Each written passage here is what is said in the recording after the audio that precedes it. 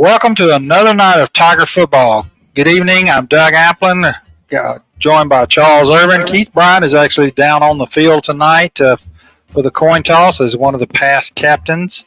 They're honoring a reunion of George Cochran's 10 years here, and the captains, if you were a captain during that time, you're out for a honorary coin toss, and Keith is one of them. So he'll be back up here after the coin toss. And, of course, we got John Wayne Robinson on the sideline, our sideline reporter tonight. Beautiful Tiger Stadium, beautiful field. We're a little over 11 minutes away from kickoff, according to the game clock. 78 degrees and a nice little breeze blowing. It's going to be a wonderful night of football tonight. The Tigers take on the Greenville Tigers. Greenville comes into tonight 0-2 with 2 losses on the year, I think, to Park Crossings, and then last week to, of course, the region favorite Charles Henderson. Eufaula comes in 2-1 on the year. The last time these two teams have played, actually the last 3 contests, Eufaula has won 43-7 last year, 40-14 the year before, and 28-7 the year before that. You got to go all the way back to 10-16 of 2015, the last time Greenville won, and they won here at Eufaula 19-15. Look for a change at quarterback if you're a Greenville fan, or Eufaula folks expecting they're going to go with Bobby Bedgood at quarterback tonight, the number one, an athlete. We hear the change is being made tonight, so that'll be something the Tigers will have to adjust for right out of the block. But another important region game for the Tigers here tonight. Be sure while you got time before we break away here for our first commercial break to sign up under the comments on our Facebook page for the Mid-South Kickoff Contest. If you go in there and put Mid-South Bank under your name on the comments before the opening kickoff, if Eufaula receives the opening kickoff and returns it for a touchdown, Mid-South will have a drawing of the names eligible for our cool $100 bill. And if we don't receive the opening kickoff, it'll go transfer over to the second half kickoff.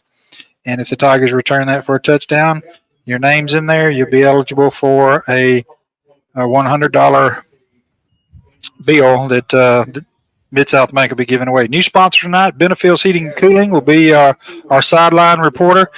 John Wayne's down on the sideline. He's down there close to where the captains actually are. John Wayne actually is on the field with them. John Wayne, what's the field look like? And the captain's a little nervous before the kickoff. John Wayne. All right, John Wayne's reconnecting down there real quick, so we'll get back to him in a little bit. But we got a shot on the camera of some of the past captains that are down there now. John Wayne's reconnecting now. I see it on the computer, so we'll get with him in a minute. But 8:26 to go before kickoff. They're calling out the names of the captains that were able to come back tonight. John Wayne, them guys a little nervous about the coin toss? Yeah, he's calling out the names now of all the records that this group of Tigers had back in the late 70s and early 80s, and it's pretty amazing. It's pretty amazing. Folks that's been in Eufaula a long time know what I'm talking about. So thanks for coming down. Good to see some of those guys back here tonight. That is our Benefields Heating and Cooling sideline reporter, John Wayne, giving us our sideline report down there. They'll be our sponsor on our sideline reports from now on. Keith Bryant is in that group down there somewhere. He'll be back up here in a minute and take over the duties here and get us going. As we're just over 7.5 minutes away from the start of this game, the band's playing, and we're going to have the national anthem here in just a second. So we're going to step away here before the start of the game and take a commercial break, and we'll be back with Eufaula's high school football after this commercial break. Precision Body Works is a state-of-the-art collision facility dedicated to providing customers with outstanding service and a quality repair experience. We have been serving Eufaula and the surrounding areas for over 20 years and have earned a reputation as being a premier collision repair center. Precision Body Works uses environmentally friendly PPG water-based paint and also offers 24-hour record service as well as top-of-the-line accessories from such brands as Cam Locker, Ranch Hand, Retrax, Weston, and WeatherTech. We are located at 1210 North Eufaula Avenue, or call us at 334-687-4700. When it's football time, we at First Franklin Financial are big fans of our local teams, just like you. We've been part of the community for over 75 years, and when you need money for repairs or emergencies, we'll help you play offense. We offer fixed-rate loans up to $15,000 with easy payment plans and fast approvals. Visit 1ffc.com to find the location near you. Legal, all loan terms and applicable APRs depend on meeting our underwriting and income criteria for the loan size requested and may require collateral. Georgia Residential Mortgage License number 5656.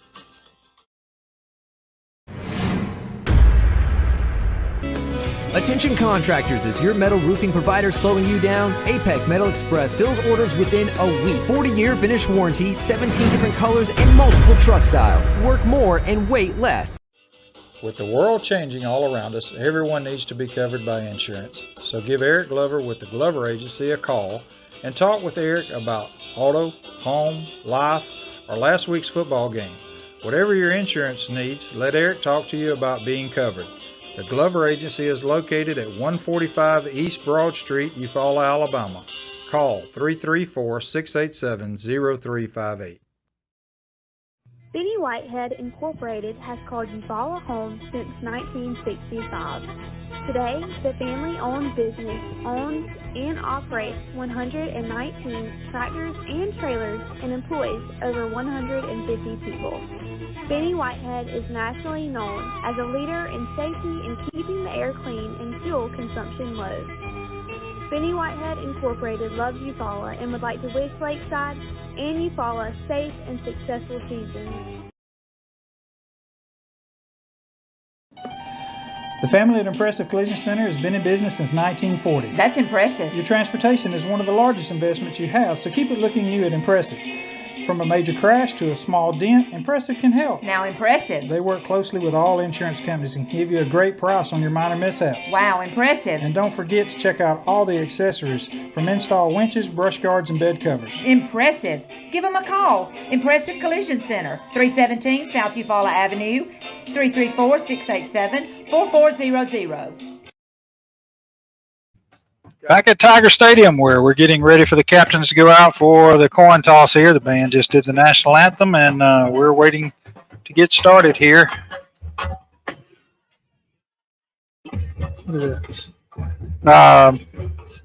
As Keith will make his way back up here, they were down to introduce some of the past captains. I thought they were going to go out for the coin toss, but we'll have our own John Wayne Robinson out there for the coin toss, and he'll give us an update when we go down. Charles, what are you expecting out of these Greenville Tigers? They're always big and athletic. Are they going to give the Tigers a run for their money here in our second region matchup?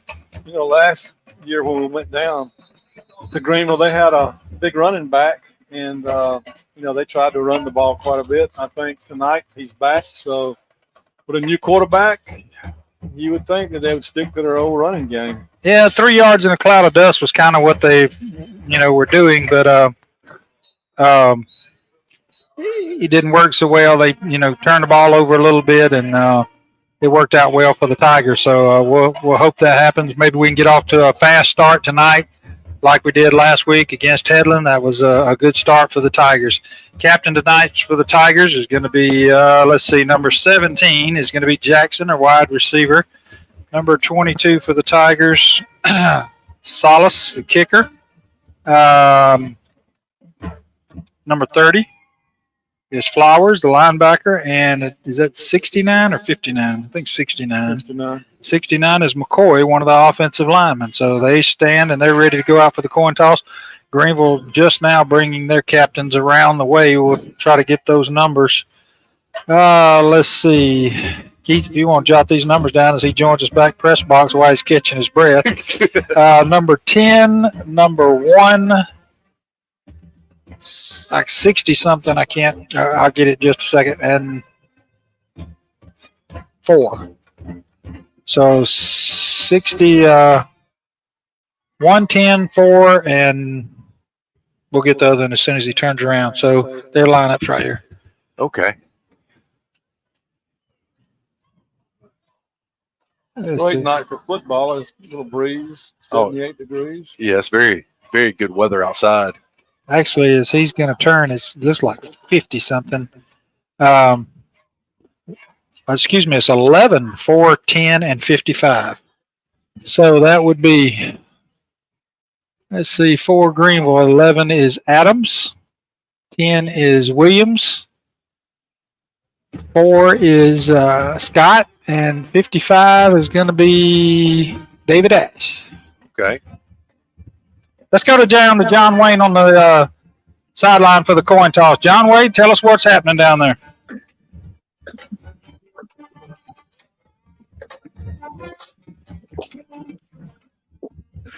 Yes, sir. Referee's talking to the players. He's getting ready to flip the coin, introducing the other ref. The field looks great again tonight. Coaches did a great job. The new paint that they got looks great. And getting ready to flip the coin, and the visitors are going to call heads or tails.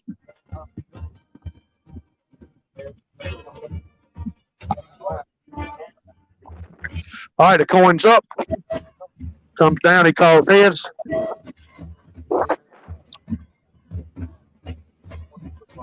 Greenville won the toss, and they elected to take the football. Boy, well, thanks, John Wayne. That was the Benefield Heating and Cooling sideline report with John Wayne Robinson.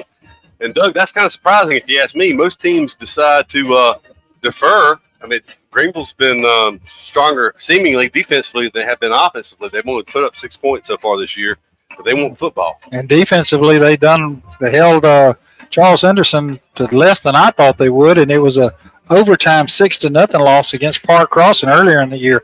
So, yeah, that surprises me a little bit, but it's good news if you're signing up for the Mid-South $100 kickoff return. That'll be to start the second half when we do that. So be sure to go into comments and comment Mid-South Bank to be eligible for that $100. So, Keith, I thought they were going to try to suit some of those old captains up while y'all were down there on the sideline. Still, some of them look pretty good over the years. Tell you what, it'd be like the commercial with Dan Marino going out there trying to read his armband, having to put his reading glasses on. So, as long as you can still punt. That's the inside. We put a lot of those old tapes on our site this week, and I think a lot of people enjoyed listening to old Lanny Ray Deal. We miss him dearly. He was one of the best. He liked to pick at Keith when Keith played. Back in the day. It's getting to be way, way back in the day. Like we were talking last night on the coach's show with George, he's talking about the tent down in the end zone for some of the older guys that couldn't make it up the steps. I was like, well, everybody qualifies as older guys now. Yep. We need to take up donations for the elevator or something up here in the near future. But Greenville's out on the sideline. Tigers are out on the sideline. We're almost ready to go.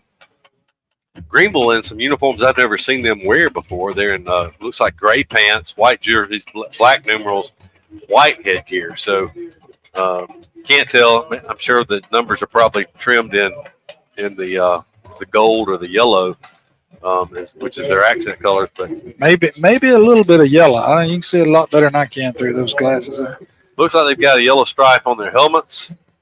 Maybe trimming the numbers, can't really tell, but gray pants, white jerseys, black numerals, white headgear, which is a complete departure from what we saw way back in the day. So we're sitting here struggling trying to see, and Charles has got it zoomed in over there. So you have to remember, after so many years of doing radio, we have video too now. That's right. But Eufaula, the all red worked out pretty well for Eufaula last week. Eufaula in all red tonight. It did. New kicker for Eufaula to kick off tonight. Apparently, it's going to be Salas. Jaro Salas that was captain tonight. He's going to handle the kicking duties. We've watched him warm up a number of times, and he has a very strong leg. Look for this ball to go inside the 10-yard line. We have seen a four-man front before on a receiving team, and you get a penalty for not enough folks up on the line of scrimmage. They only have 4 up front. But not going to be the case here as the Tigers kick it off deep. High kick, going to come down to the 4-yard line. Going to be returned up the right side with a little bit of running room, but a good tackle, solo stop, breaking through the wall for the Tigers. Looks like number 14, I believe, on the tackle. That would be Shamarion Smith. And Greenville will take over 1st and 10 from the 22-yard line. So good job by the Tiger kickoff team backing Greenville up back inside the 25.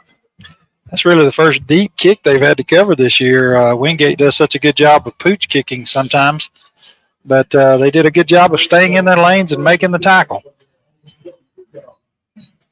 Big and athletic. That's something you can always say about Greenville. Always. That's what's so surprising. Last year's final was a lopsided win for Eufaula. 43-7. Yeah, 43-7 in Greenville. And so it'll be interesting to see how this one plays out tonight. Greenville comes out shotgun formation, 3 receivers to the left, 1 to the right, 1 back flanks the quarterback to his right. Calls for the shotgun snap. Going to run off the right side. A quarterback keeper. He does find the corner, gets out of bounds for positive yardage. They're going to throw a late flag. Hope that's not going against the Tigers, Doug. It looked like we made contact inbounds and then rode him on out of bounds, but the flag came down right there along the Greenville bench. Well, their coach was right there pleading for the flag, and he got it. So Coleman's over there asking, I hit him in bounds. What am I supposed to do? But it's going to be a mark-off. After a 5-yard gain, it's going to be a mark-off against Tigers. And that's Bedgood, the quarterback, the new quarterback for them tonight. Actually, nope, they're marking it off now. So, Doug, I know that we had a season-ending injury on the defensive side of the ball last week. Elliott Clayton tore his ACL, had surgery yesterday. But it looks like, I don't know if he was back last week or not because I missed last week, but it looks like Ben Jackson back for the defense. He was out last week. So the first game back for Ben Jackson after the Enterprise game. Quarterback reversing field. He has some open field now as he turned. He's going to have a first down more. Can't do that anymore. Throw a flag. It's going to prevent a big play from Greenville as he took it down to the 20-yard line. That, if it stood, would be a 37-yard run by the Greenville quarterback, but the crackback block should call that back. That's the quarterback is Bobby Bedgood. This is a wide receiver, a sophomore, and Doug, I'm not sure where I heard this, but I heard that Greenville was starting a new quarterback tonight. Yeah, he is the new quarterback. So putting more speed behind center. We saw that on that play as he actually calling a holding, and normally that's only 10 yards, and that would not be as good as the crackback. Blindside is supposed to be 15, but it actually works in our favor because holding is from the line of scrimmage this year, not from the spot.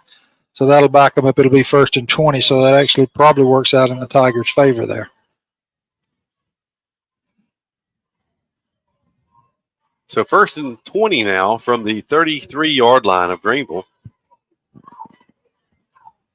I'm wondering if they're fixing to discuss that because this one official still standing down here on the mark of where it happened at.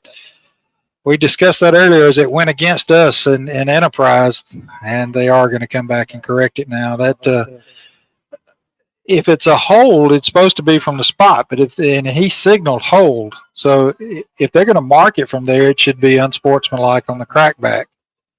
And they're going to take it back 10 yards from where it happened, which is going to make it 1st and 9 3/4. So it ended up being really nothing lost on the yardage, just basically first down and almost 10 yards over again. So Bedgood in shotgun formation. He'll take the snap. He'll hand it off to his back, looking to run over the left tackle. He gets a couple of yards up to 45-yard line. Smith once again on that stop for the Tigers, and looks like 56 also getting up from the bottom of the pile. That would be Ivory. Palmer on the carry. He's not the big guy, but he gains 2 there. So 2nd and 8 now for Greenville from the 45-yard line of Greenville. Scoreless, just underway here from Tiger Stadium. 11:03 and counting here in the first quarter. Bedgood takes a snap. He hands it off to his back, off right tackle this time. They're moving the pile up near midfield. There's still a scrum going on right around the 49-yard line of Greenville before they finally blow it dead. That was a very delayed whistle there. Going to be a 4-yard gain on that play. Brings up 3rd down and about 3.5 yards.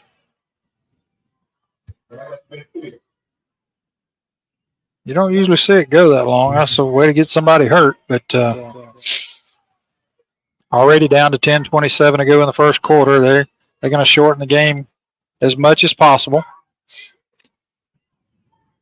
Greenville's only run 3 plays that have stood.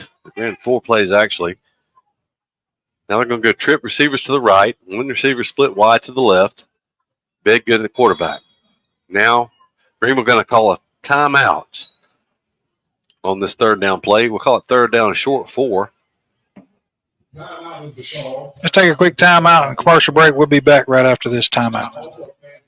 Somebody cannot come to us, we go to them. It's something that we do on a regular basis, something we don't mind doing, and we work on a contingency basis. No one has to pay us any money up front. They do not have to pay us unless we collect for them, unless we are successful in resolving their case through a settlement or through trial. They don't have to pay us any money unless we get favorable results for them. If you're hurt in a car wreck, call Penn and Seaborn. It won't cost you anything to see if we can help. No representation is made that the quality of the legal services to be performed is greater than the quality of legal services performed by other lawyers. Hey, we're back at Tiger Stadium where the Greenville Tigers face a third down, a short 4 from the 49-yard line of Greenville. And, Doug, we knew they hadn't put a lot of points on the board this year, but their offense has not been very successful in scoring points. We don't know what they've done in between the 20s, but they've moved the ball pretty well here to start off the game. Yeah, they had a long run call back, and well, the 15-yard penalty really helped too. The late hit out of bounds. So, but they've got the ball third down at midfield. So Big Good calls for the snap. He'll hand it off. No, he's going to throw a pass the first time tonight. And the way they've been running the ball, you wonder about that play call. They tried to hit their receiver. Actually, that was a new quarterback in the game. They'd slipped Big Good out here. He was the intended receiver. And that pass was errant at the feet of the intended receiver. Brings up fourth down now. Decision to be made here for Greenville. They're 0-2 on the season, 0-1 in the region play. And they have yet to show a punt formation as Eufaula sends a punt return team in. Zakai Steele stands back around his 25. Now they run Steele off and they run the defensive players back on because Greenville is showing that they're going to go for it here on this fourth down play. Number 7 still in at quarterback. Dickerson.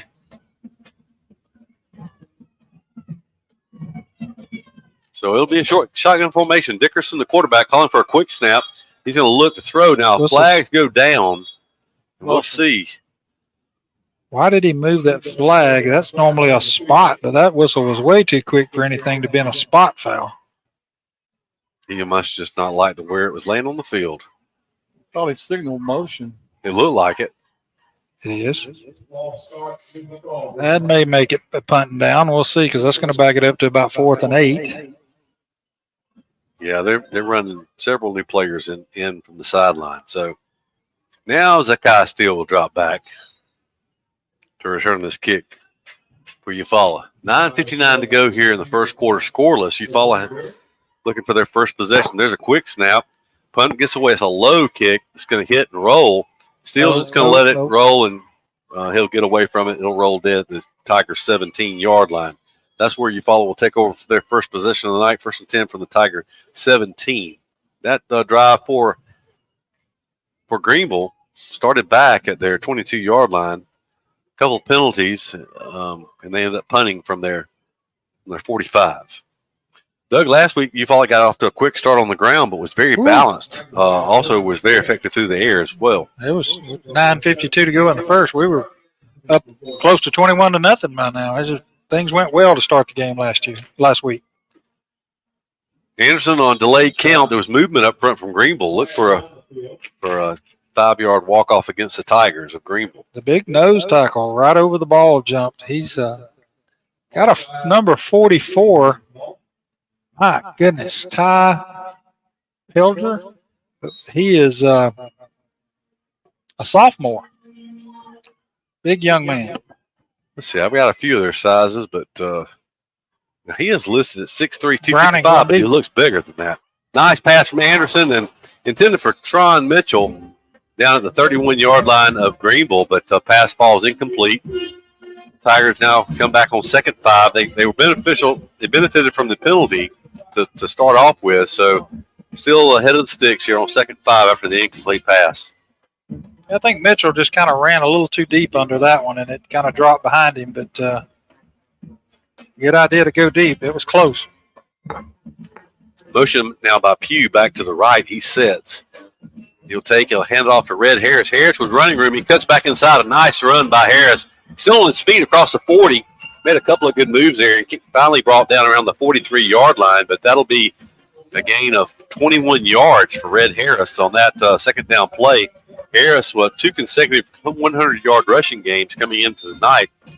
Got a great start on his third in a row after that 21-yard run. Harris will flank Anderson to his right. It'll be Harris up the center this time. He's breaking tackles. Another good move into the secondary is Harris. Inside the 40, inside the 35, all the way down to the 32-yard line goes Harris. Count that off as another 25 more yards for Harris. So 2 carries and 46 yards already for Red Harris in this football game. Watching the big guy for Greenville in the middle that time, I thought the center was going to block him, but he did not. It was actually Parker Simmons that drove him out of the way for Harris to have that big gain. Anderson takes. He'll hand it off to his new back in the game. He's going to make a move, and it looked like he slid down, but he must have maintained his balance. He actually gets inside the 25 to the 24. That's an 8-yard gain on first down, and that time it was Jalen Wright, a sophomore, running back into the game. Going to give Harris a break, but Harris quickly right back into the game. He'll flank Anderson to his left. 2 receivers right, 1 to the left. Pugh, the tight end, is to the left side. Going to be a jet sweep to the left side. Running that ball is Aurelia Slaughter, and he's going to pick up another Tiger first down, give him a gain of 10 yards from the 24 down to the 14-yard line. That'll go in the passing yardage column as it was tossed forward. But how many yards? It was 10. So 1st and 10, Eufaula from the 14-yard line of Greenville. First possession for Eufaula. Motion by Steele. They're going to hand it off to Harris up the middle. Harris going to spin inside the 10 down to the 8-yard line. So give him 6 more yards. Harris already over 50 yards rushing in his first 3 carries here early on tonight. 8 minutes exactly to go in the first quarter. Eufaula took over this football back at their 17-yard line. They've already moved it down inside the Greenville 10-yard line. Second down from the 8. Pass. It was actually looked like an RPO that time as he put it in Red Harris's belly. Then he pulled it out, tried to hit Antron Mitchell on a slant route that time. The timing was a little off. It was thrown behind Mitchell, and it brings up 3rd down and 4 from the 8. 3 receivers to the wide side right. Greenville looks like they're going to blitz, and they jumped into the neutral zone. That should give Eufaula a first down. I know it's going to be half the distance to the goal from here, but it still should give the Tigers a first down. It's going to be close, isn't it? Yep. Not going to the G.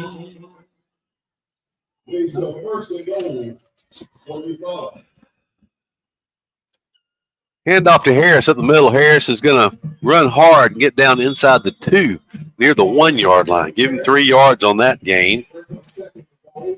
2nd down and goal. They're going to spot it back closer to the 2-yard line. So count that at 2-yard gain instead of 3.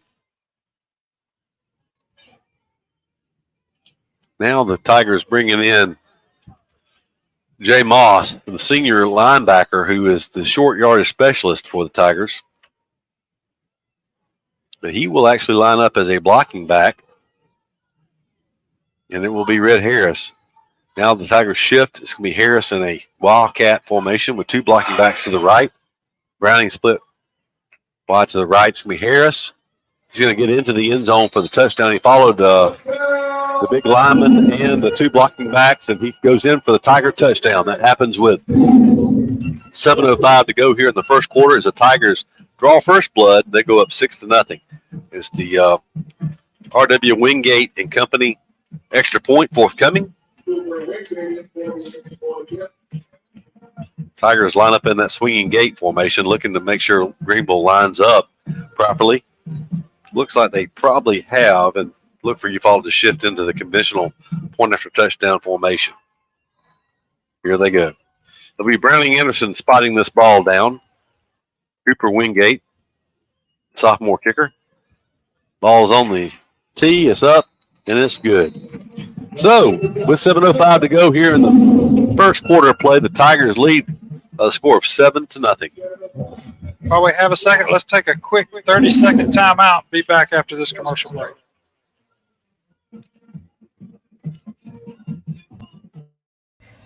In sports, every point counts, and at Alpha Insurance, we know when it comes to your budget, every dollar counts. That's why we work to get you the lowest rates and best discounts available.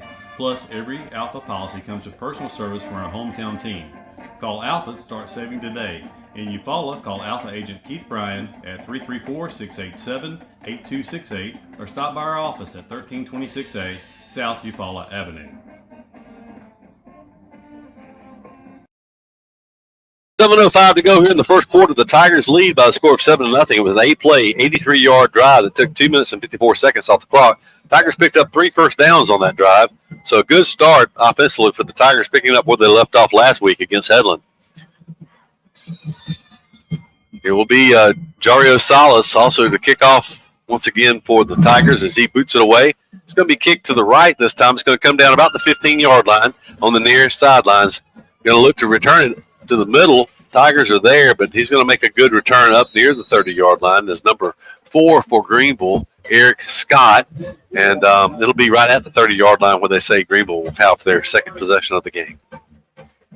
Good return out to the 30-yard line for Greenville.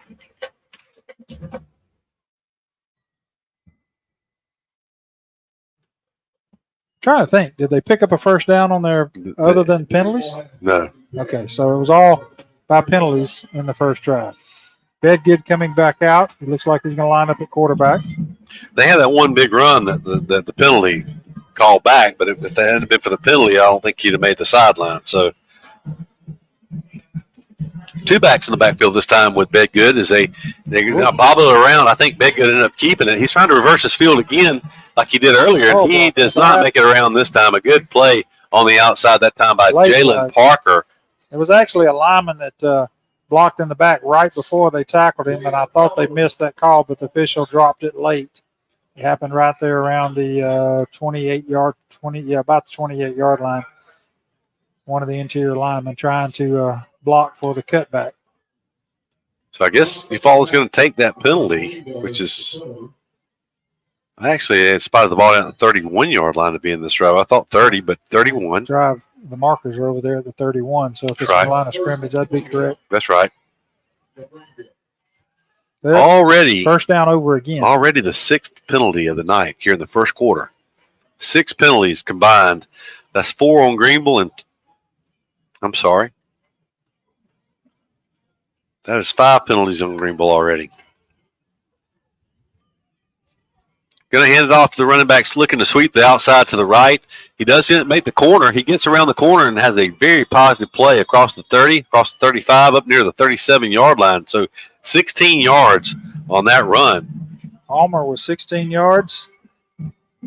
A lot of missed tackles. The Tigers, hate to say it, but kind of look like they did against Greenville with the missed tackles. Checking out of the game, one of the interior linemen for Greenville, number 66, his helmet came off. He'll have to go out for a play as Greenville looks on a 2nd and 4. Well, they overcame that penalty plus some. So 16 big yards on that carry as they made the outside for the second time tonight, made the corner of the Tiger defense. Big Good takes it. He hands it off to his back, who looks to sweep the left side. He's going to have his first down. He picks up 4, almost 5 yards, but it will be first down for Greenville. And if we're still having heat timeouts, that's probably what we're having here. It is, and we'll take a timeout and be back with more Tiger High School football from the Brown Heating and Air Conditioning broadcast booth right after this break. Of all the improvements you can make to your home, it could be the most important is not seen or heard, only felt. The ultra-quiet, energy-efficient Carrier Infinity Home Comfort System provides premium comfort with a whole home air purifier that gives you confidence you're breathing healthier air. It's an essential part of any healthy home.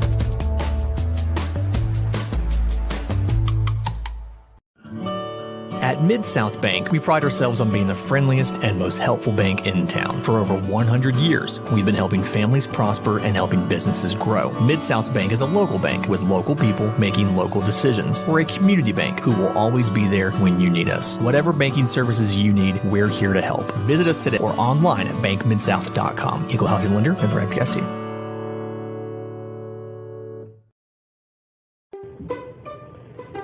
Hey, Tiger fans, Daniel Pulley here, your local Chick-fil-A Eufaula owner-operator. We are so excited to be the official sponsor of the weekly Eufaula Tiger Coaches Show for the 2022 football season. Join us for the live show at Chick-fil-A Eufaula every Thursday starting at 6 p.m. Our incredible team is ready to serve you. And don't forget, eat more chicken. I guess we're back. Tigers lead 7-0, but Greenville on a couple of good runs has a 1st and 10 from their 42-yard line. Doug, I don't know what they're doing different, but they're doing a good job of sealing the end. I know they've held a couple of times on the outside, but they've had a couple of big runs. Running through some tackles. We're arm tackling, and Greenville's just running right through it.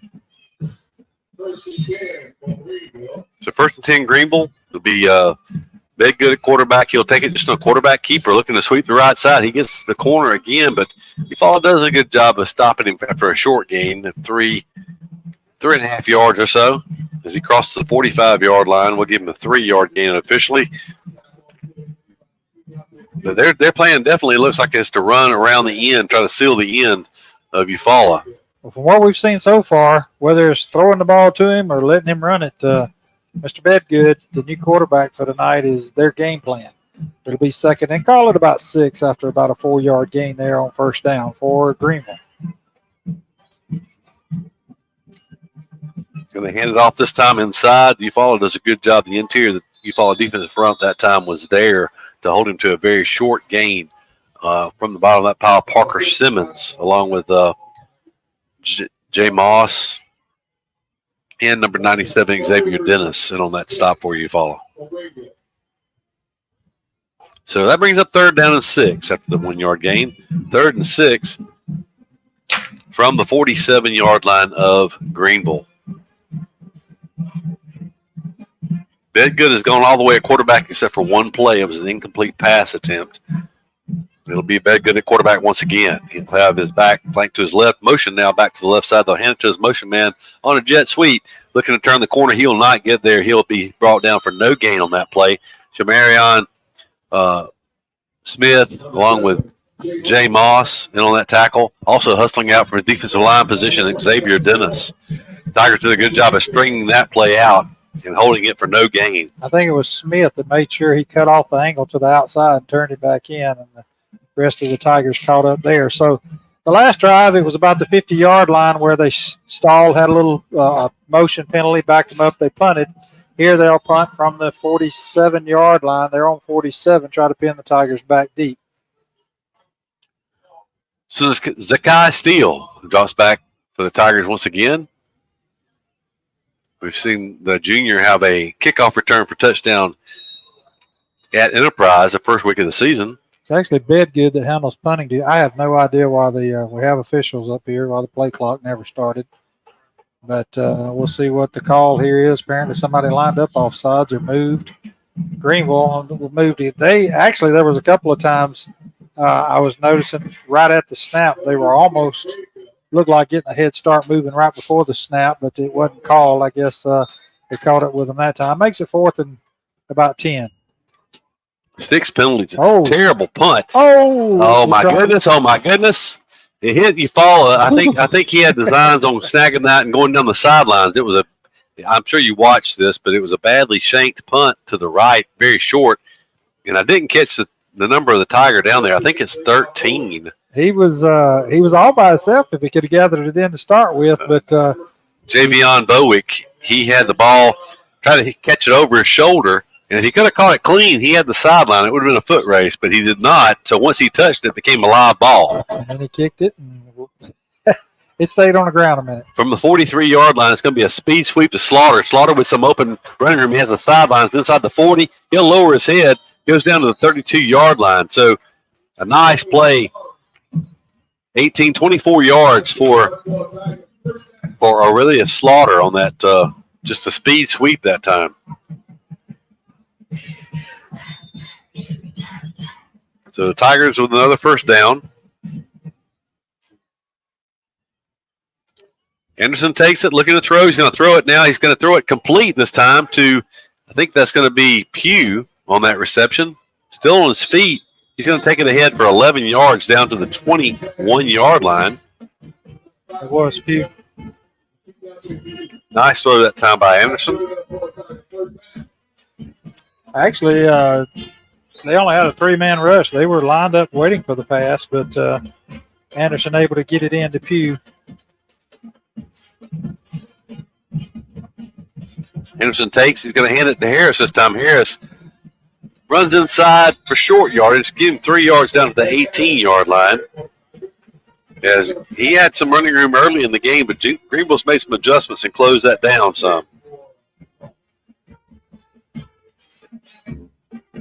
Brings up about 2nd and 7 now for the Tigers at the Greenville 17-yard line. Anderson takes it. He hands it to Harris, looking to sweep the right side. Harris finds this hole. He cuts up inside hard. He'll take it down inside the 10-yard line for a first and goal. Good enough for a first and goal for the Tigers. That's going to be a gain of 8 yards on that play. And it'll be another Tiger first down. First and goal, Tigers. Tigers quickly up to the line. Harris just kind of was gliding out. Didn't look like he was gaining a lot of yards, but he had 8 when it was all said and done. Harris flanks Anderson to his left. He will take it off right guard. This time he lowers his head, dives inside the 5 to the 3-yard line. So 5 more yards for Harris. He continues to pile on the yardage. He's approaching 100 yards already. I got him 8 carries for 72 yards at this point. Good blocking up front. Yeah. Second and goal from the 2-yard line. Anderson, the quarterback. Harris will get it. He'll walk in standing up. So Harris in for the Tiger touchdown from 2 yards out. His second on the night. Actually, his second 2-yard carry. I was about to say the second 2-yard carry for the touchdown. So, Coach Jernigan's been bragging on the offensive line so far this year. And tonight, they're really doing a good job. So the Tigers will shift over into the conventional point after touchdown formation. It'll be Anderson spotting this down. Cooper Wingate, the sophomore kicker, will kick it through. Spots down, kicks up, kick is true, and it's good.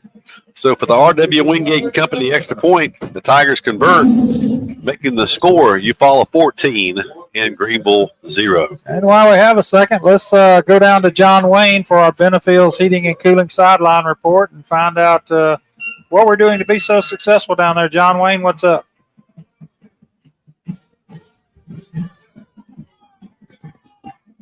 Cannot hear you. Did you add him? Yeah.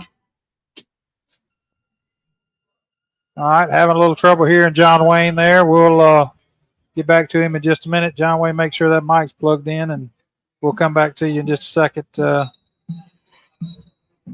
New technology for us. We're still running into some kinks. And then try it again, John Wayne. Thought I heard. Can you hear me? Can you hear me now? Yes, sir. What we got? There we go. So you can see it from up there. I can hear it down here. The offensive line is just dominating the line of scrimmage, blowing Greenville off. Greenville's even tried to stack the linebackers in there, and the offensive line just continues to dominate that game. Thank you. Wingate with the kickoff. He's going to pooch kick it right down here where he usually does, 24-yard line. Greenville trying to take it all the way back across the field. Good tackle by a Tiger there in the middle of the field. It was Jay Moss that time who they had set up a wall, but he just went straight through it and tackled the player back at the 21-yard line. He was just running from left to right across the field, and Moss broke through and made the tackle. That's where Greenville takes over for their third possession of the night. First and 10 for the 21. Looks like Greenville's return team went to the same school the Tigers did and just determined to run it back in front of your own bench, and that was a great job by Wingate to put it way over here in front of the Tiger bench and make that a tough task for the Tigers. So Eufaula already leading 14-0 in this one here in the first quarter. Greenville with their third possession of the night. He'll be Bedgood in shotgun formation as he'll bring a bunch set to his left, slot to the right. Now motion back across to the left side. Rolling to his left is Bedgood. No, it's a new quarterback, Dickerson in. Going to throw it up. It's incomplete. Good job of covering. A little concerned because he was not looking back, but he was all running stride for stride Tyverian Turner, a sophomore who was a blanketing receiver. That time it was intended for Eric Scott, a senior wide receiver, but good coverage that time by Turner. Yeah, Dickerson slipped in there at quarterback. Actually, Bedgood was lined up at slot, and that's where he'll go back on the right-hand side again. He stands actually walking in. Now he'll be the interior slot on the far right. Dickerson at quarterback. Ooh, there's a snap. They're going to run the option this time. Man, wow, he is so shifty. Good job on the run that time by Bedgood. No, that's Dickerson. No, it's Dickerson. Goodness. He faked about 3 of the Tigers out. It looked like he was going to be tackled dead to rights there, right around the line of scrimmage. Instead, he picks up 9 yards on that play. He made 3 or 4 Tigers miss from point-blank range.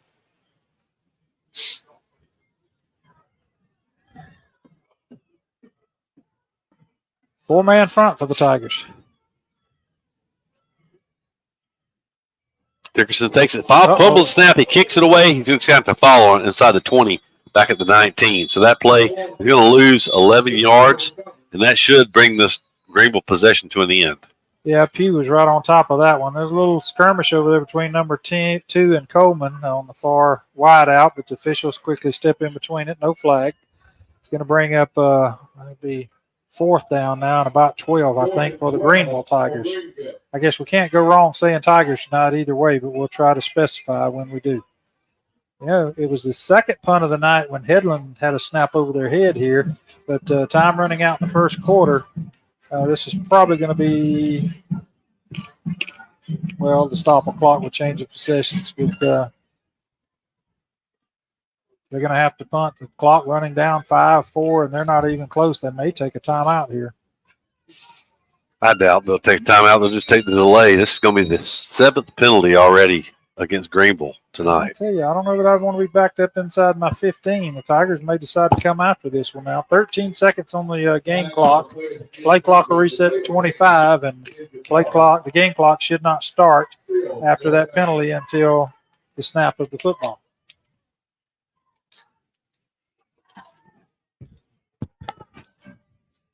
So Bedgood is standing at his goal line. He is standing on, actually, the 1-yard line.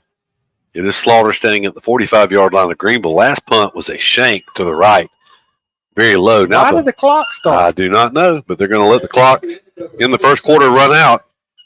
So at the end of the first quarter, Eufaula leads Greenville by a score of 14-0. We'll step aside for a commercial break. Be back with more Eufaula Tiger football after this. Barber County's original newspaper for local news is the Clayton Record. The Clayton Record is a Cherry Hill media publication that has been around for over 150 years, covering Barber County and the surrounding area. Online and print subscriptions are available starting as low as $2.99 per month. Call them today to sign up and never miss what's going on.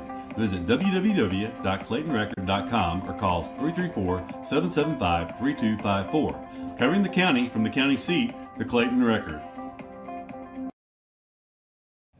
R.W. Wingate and Company is a full-service accounting firm and a supporter of Eufaula High Athletics. They are located at 102 North Orange Avenue, Eufaula, Alabama, but licensed in multiple states. Richard W. Wingate has over 25 years' experience in public accounting, and the firm's services include personal and business tax preparation, bookkeeping, sales tax preparation, payroll services, audit of nonprofit and government entities, and business consultation. When doing extra is the point, contact R.W. Wingate and Company for your accounting needs. In 1983, the first mobile phone was introduced to the public by the Motorola Company, and that was the same year Pam Freeman started her State Farm business. For 40 years, both have saved time and money. Whether it's auto, homeowners, condo renters, personal articles, business, life, or health, Pam Freeman State Farm has been there for you. Call Pam's office and let Kathy Bennett help you with all your quotes and needs. You won't find a more helpful staff anywhere. We're back. Greenville punting from inside their 15-yard line. Slaughter stands at the 45-yard line of Greenville. This punt's a little better, but still not great. It's going to end over end, hit at the 36-yard line, take a Eufaula roll, be down inside the 35. And they're going to say the 33-yard line of Greenville is where Eufaula will take over for their third possession of the game. As we have a minute begin. here, I got a question for you two. Someone asked, when was the last game played in Senior Stadium? And it would have been the last game of the 2000 season. Not sure if that was in the playoffs or if it was the final regular season game, but we'll get that answer for you here before too long. Seemed like it was one of those barn burners against Stanhope Elmore, but we'll double check that if I remember. All right. Anderson hands it to Harris. Harris makes a good move at the line of scrimmage. It looked like he was going to, as Doug mentioned earlier, they're really blitzing, trying to sell out and stop the Eufaula running game. And Harris did a good job of avoiding all that traffic at the line of scrimmage and getting forward for an 8-yard gain. 10 carries, 82 yards for Harris on the night. 2 touchdowns, two-yard touchdown runs. Anderson straight back looking to throw. He's going to throw a pass. It's a little high, but good hands that time as Antron Mitchell, the senior receiver, went up high to snag it inside the 15-yard line, down around the 14-yard line. That play, good. It's good enough for a Tiger first down. About 12 yards on that throw and catch from Anderson to Mitchell. Tigers continue to methodically drive the ball here, looking for their third touchdown. They already lead 14-0 here early second quarter. 7-8-man front for Greenville. This time Greenville is successful. They stop the Tigers in the backfield. It's going to be a loss on that play of about 3 yards. Harris ran into his blocker that was pulling to try to block for him. Some penetration caused all that. But there again, when they've got an 8-man front, you got 5 folks blocking, or 6 because we have a tight end with Pugh. Still puts the odds in their favor. There's a handoff again to Harris. This time he's going to score a touchdown. He's inside of the 5, all the way in for the score. From 18 yards out goes the senior Markia Red Harris. So 18 more yards in his third touchdown of the first half. This drive began at the 33-yard line of Greenville. Tigers needed only 4 plays to get that ball into the end zone to take a 20-0 lead. I'll give him 19 on my stat because I looked at the yard marker. It was almost at the 20 where they had it marked over there. But his third running touchdown on the night. That time he picked the right hole. They were blitzing with a whole bunch of folks, and it didn't work for him. Looks like we're fixing to go for 2 here. They are going to do it. Good call. Greenville was way off sides. As I heard a whistle. I thought I heard one. The guy from the left side, I think it was 24 or something, he was about 2 steps ahead of everything. Yeah, there's a flag down here on the near sideline. It's a pretty good snap from number 50 as he took it from the ground and just kind of flicked it about 20 yards and hit Pugh right in the chest over on the left side. So we stay in the same. Now they marked it back at the same place. It's just offsides, but they didn't mark it any closer.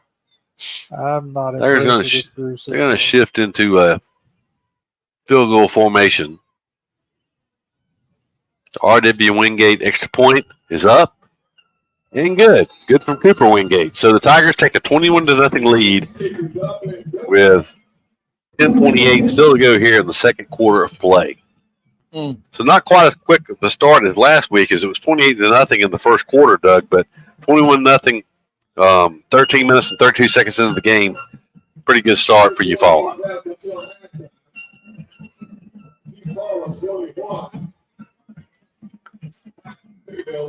While we wait on these teams, I think we got time to get a quick commercial in. Let's take a quick commercial break, Charles.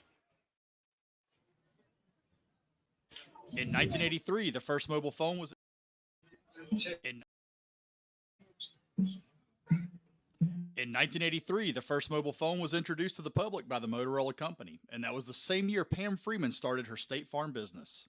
For 40 years, both have saved time and money. Whether it's auto, homeowners, condo renters, personal articles, business, life, or health, Pam Freeman State Farm has been there for you.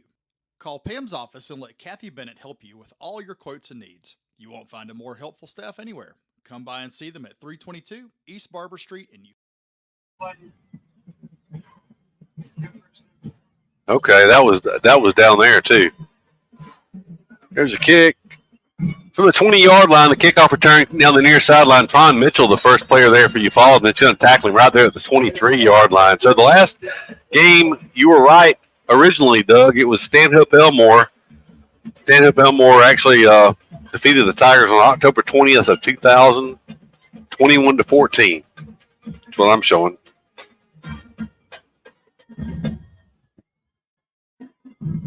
It was Shane Wasden. Shane Wasden was the coach in 2000, right? Mike Owens was in 99. I'm not sure.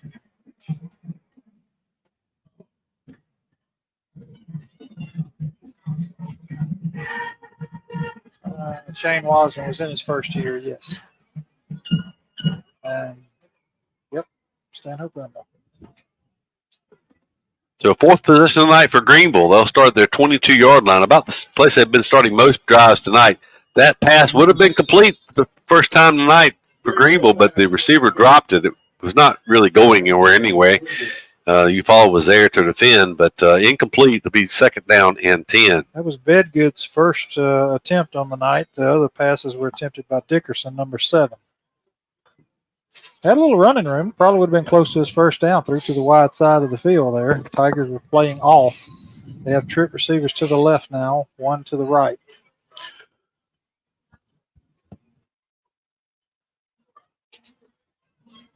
On second down and 10, Bedgood takes it. He'll keep it this time as he faked it to his back around the end, just the inside zone plays. He's going to take it forward for 8 yards to the 30-yard line, actually 7 yards to the 30-yard line. Brings up a third down manageable situation for Greenville. Third down and 3. Third and 3 from the 30-yard line. Bedgood's officially only 3 carries, 5 yards, 4 yards, 7 yards. He's had at least one long run back. He's so shifty. And Dickerson had a 9-yard carry when he was running quarterback. So third and 3. 9:42 to go here in the second quarter. Bedgood keeps it around the right end. He's got a first down and more. He may have a touchdown. He's down the sideline, so no one will catch him. He's going to take it all the way, 70 yards for the Greenville touchdown. Look, I almost said a moment ago that we had done a good job. We'd settled down and started controlling the outside, not letting them get the corner. But that time, he made the corner and great speed, just outran everybody. Slot had I'm going to call it a good block. He went there and initially looked like, you watch it on the TV, almost like he was holding to start with to give Bedgood the outside, but he did a great job of getting his hands up for the Greenville Tigers at the last second, right as Bedgood got there, and made it look like a clean block. And no flag, and a 70-yard touchdown scamper by Bedgood. So 3 plays and 77 yards. Go Greenville, only 59 seconds for their first points of the game. 21-6 is the current score. Greenville has a lot of folks playing both ways, Keith. We'll see how that affects things later in this ball game tonight. There's a snap. The kick is up. The kick is good. So 21-7 is the new score in favor of the Eufaula Tigers. But Greenville had moved the ball a little bit early in the game. Eufaula had settled in on defense the previous 2 possessions, but that time they found a running room on the outside on that third down play. Once he made the corner, it was a foot race, and he won it. 21-7 is the new score. That was the speed we were expecting last week from Headland, but I don't think Jackson Williams was quite 100% yet. And that time you could see if they can seal that outside, and everybody has tried to do it since game 1 when Enterprise just totally sealed it. I don't know. We never could get it right during that game. But tonight here, Greenville is from the first play of the game, they picked up good yardage and has found something on the outside every time they've tried it. Not really much up the middle so far, but we have a ball game. If you're a Greenville Tiger fan, that's exactly what they needed. 9:29 to go in the second quarter of play. They're on the scoreboard. It's 21-7, but we'll see if the Eufaula Tigers have an answer.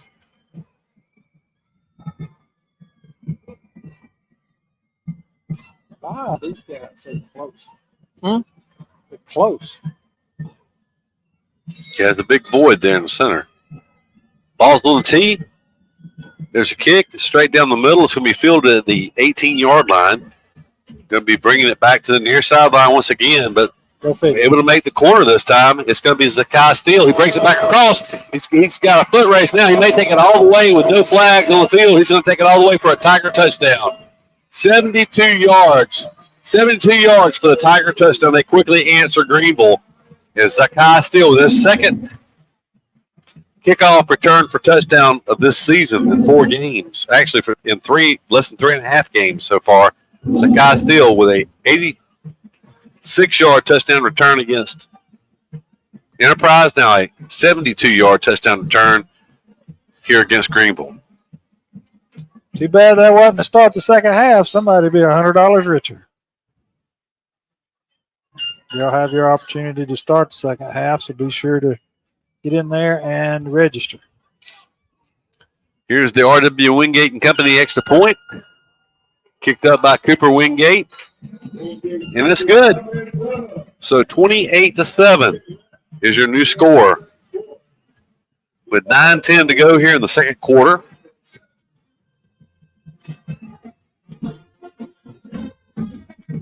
Tell you what, Steele is very fast. Well, there'll be a lot of people that comment Mid-South Bank that'll be hoping he takes the second half kickoff.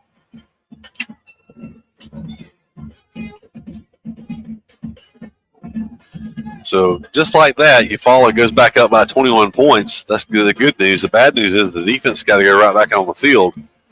And I'm sure they didn't have very long to make the adjustments they need to on the sidelines to try to close down that outside edge. Well, they shouldn't have been too tired because it was only about a 3-play drive. So don't take long to say don't let him outside because that's what they're going to have to do. Wingate's going to come out and kick the kickoff for the Tigers now. 9 minutes and 10 seconds to go in the second quarter. If you just joined us, 28-7, the Tigers lead. Eufaula Tigers lead the Greenville Tigers.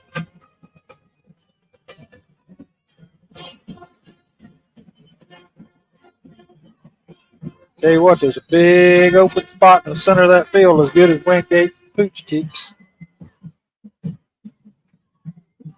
This kick's really high. It's going to come down to the 28-yard line and right there to make the tackle.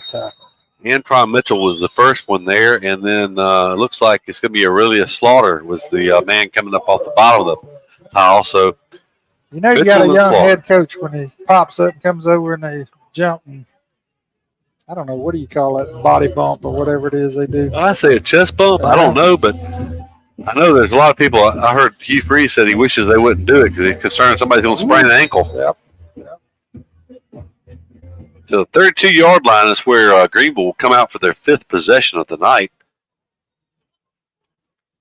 Trip receivers to the wide side, to the left, one to the right. Shotgun formation once again. It appears to be Bedgood, who will take the snap. He's looking to run outside to the left, and they're going to throw a flag, look for a holding. They got the corner once again as Bedgood went down the sidelines into Tiger territory, but there are 2 flags laying, and it could be holding on Greenville. It's going to cost them 10 yards, and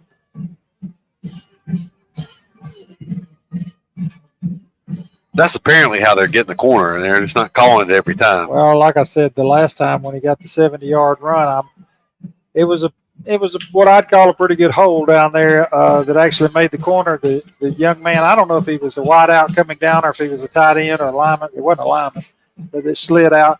But he did an excellent job of letting go at the right time, right as Bedgood got there and had his hands in the air, made it look like a real good block. So, but it's kind of hard to get away with that in an open field like that. So the 10-yard mark off, it'll be 1st and 20 now from the 22-yard line.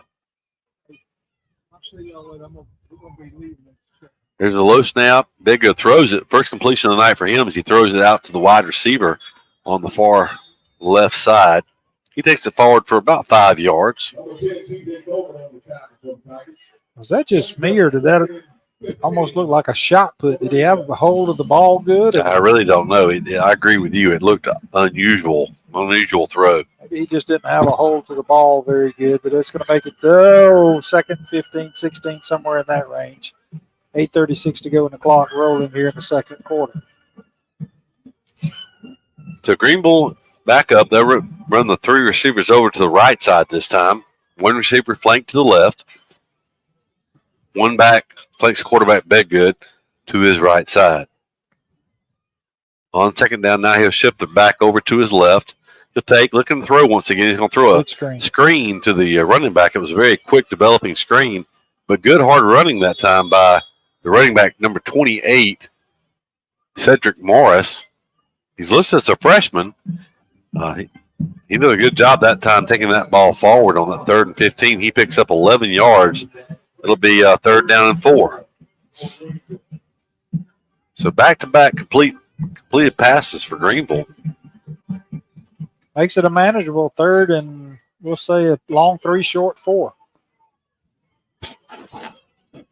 They do a good job of using all the play clock too.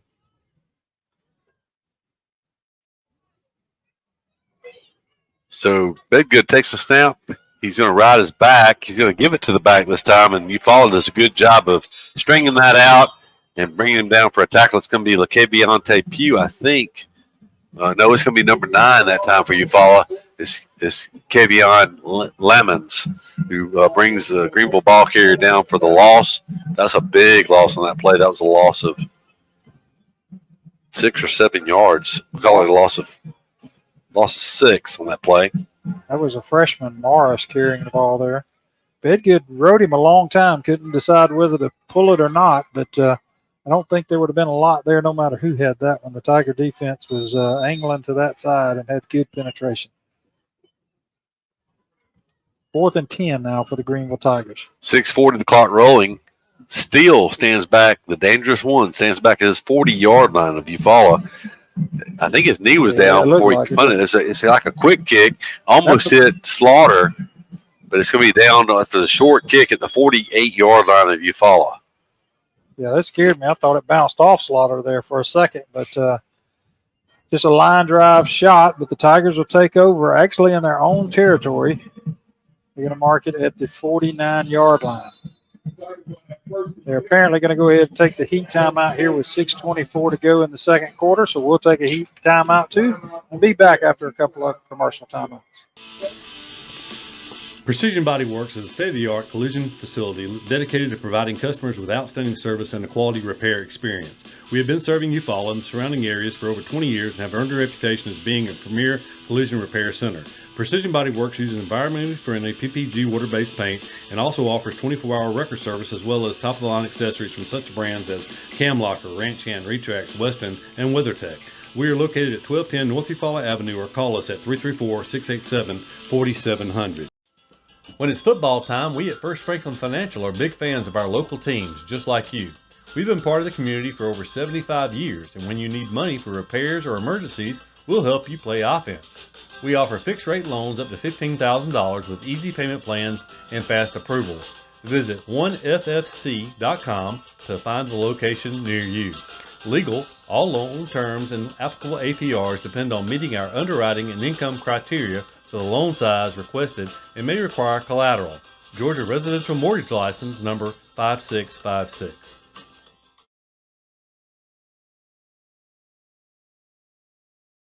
Going to take a quick break. Get the Benfield's Heating and Cooling sideline report from John Wayne Robinson. John Wayne, what's going on down there? I tell you what, there's a great Eufaula crowd in the stands tonight. I mean, I'm looking back and there's not very many empty seats. Greenville's just trying to run wide. That's all they got. That long run they had, there was 4 Tigers with opportunity to get him, but they couldn't get the angle on the speed that he had down that sideline. But right now, all Greenville's trying to do is spread us out and hope to get a long run. We appreciate it. In the field, heating and air. Go ahead. All right.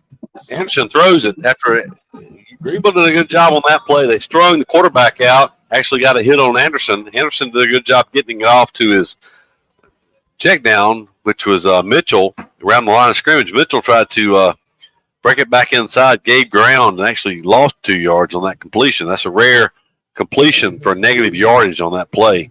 But second down and 12 now for Eufaula from the 47-yard line. Browning Anderson, the senior quarterback, he'll be flanked by Red Harris to his right. He has 4 receivers in the game. Anderson drops back. He's going to scramble. He actually runs into his own blocker. He's going to lose yardage again back to the 44-yard line. So a loss of 3 on this possession. It's the 4th possession of the night. Eufaula leads 28-7. If you tuned in late, But Eufaula going backwards on this possession. Third down now and 15 yards to go from the 44-yard line of Eufaula. Still 5:22 the clock rolling here in the second quarter.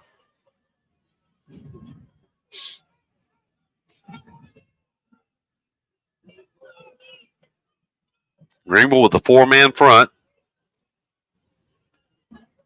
Looks like they're going to play a base defense this time in this long yardage situation, 3rd and 15. Anderson changing the play. Harris will shift over to the left side now of Anderson. Anderson takes, going to roll. He's going to throw it short, and it is dropped. Oh. They're going to throw the flag there. It's going to bail Eufaula out. A 15-yard unnecessary roughness late hit on Greenville. That pass was dropped in the flats. It would have been close. He'd had to pick up all the yardage after the catch if he had been able to convert that 15-yard play. But it should be just enough yardage for the Tiger first down. Very close. Depends on what they call it. Could come with an automatic first down. We'll see what the call is first. It would have to be a late hit, I would think. Yeah, personal foul. I'm not sure if he just wasn't thinking or maybe got pushed into him or what, but it was definitely a late hit. That official's going to stick dead ball, personal foul, Greenville. And from where that was, Keith, it should be right at a first down.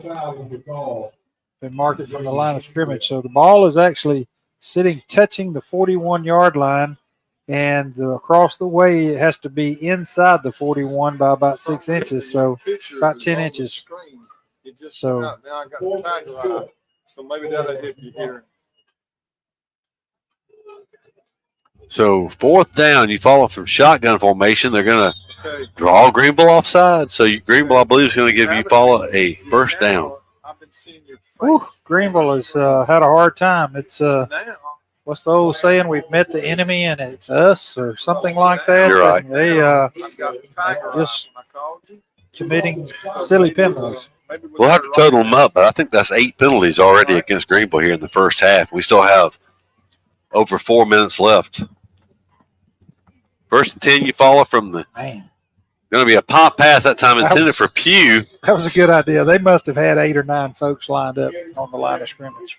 That time it was incomplete. Just a little bit out in front. It looked like Pugh kind of released off the line, kind of settled, and Anderson threw it like he was going to continue to run. Just miscommunication that time. Incomplete pass, 2nd down and 10. Eufaula hasn't looked very sharp so far on this possession. They're 4th of the first half so far. But they do lead 28-7. Going to hand it off to Harris. Harris is going to be, number 2 this time. It's going to be Torian Slaughter. Slaughter going to pick up 4 yards, bring up 3rd down and 6. Surprisingly, Doug, that's the first positive play of this possession. It's been all penalties against Greenville so far. Greenville's handed us that first down. See what the Tigers do here on 3rd and 6. Anderson takes. He's going to hand it to Slaughter. Slaughter's going to break to the outside, use his speed. Ooh.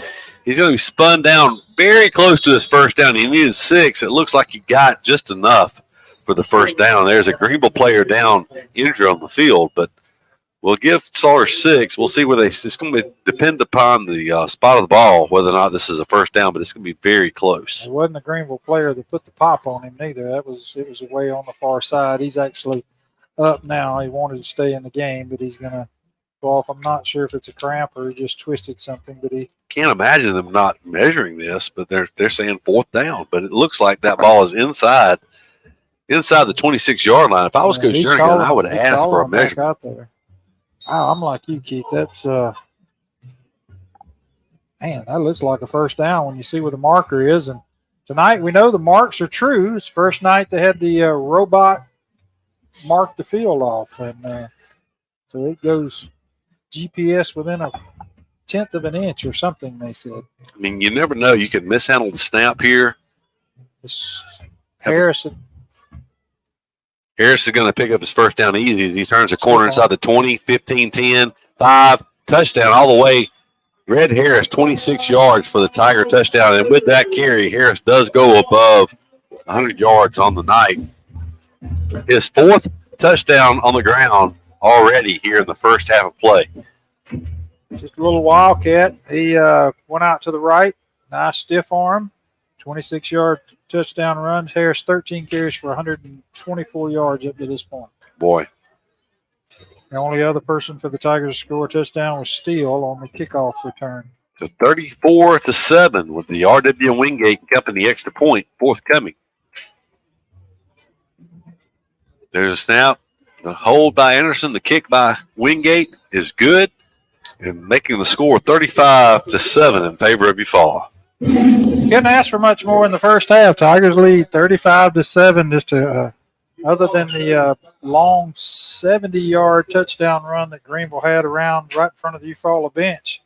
Eufaula Tigers have looked pretty good here in the second region game tonight.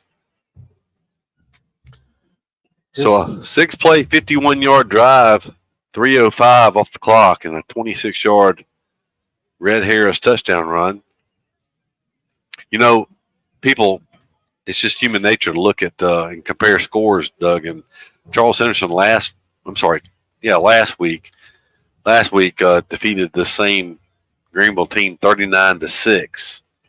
Well, I was talking to their radio team before this game started, and he said he felt like they took it a little easy. Charles Henderson did on Greenville and called off the dogs early is what they said. So kind of hard to read into that. But we'll look at some region standings here in a moment after Wingate kicks this one off. The same thing could be said of Eufaula last week. There's a pooch kick going to come down the 26-yard line, be fielded by number 2 of Greenville. He's going to take it up to the 30, where he's going to be ridden out of bounds by Jay Moss, Jaquavius Moss. And so that'll give Greenville 1st and 10 from the 30. Got a score update. Elba's up on Brantley 14-0. Looking around the region, Carroll's 2-1, 1-0 in the region. Charles Henderson 1-1, 1-0 in the region. Eufaula 2-1, 1-0 in the region. Greenville was 0-2, 0-1 in the region. Headland 2-1, 0-1 in the region. And Rehoboth 1-1, 1-0 in the region. It's just interesting how many teams in the region have only played 2 games so far. Yeah, a lot of them didn't start that first week. 1st and 10, looking to throw. Big Good pulls it down. He's going to throw it late. He had a man there that was open. It's going to fall incomplete. It was the degree of difficulty was very high on that as he was trying to roll to his left on a dead run and hit a receiver that was running down the left sidelines. Incomplete, 2nd down and 10.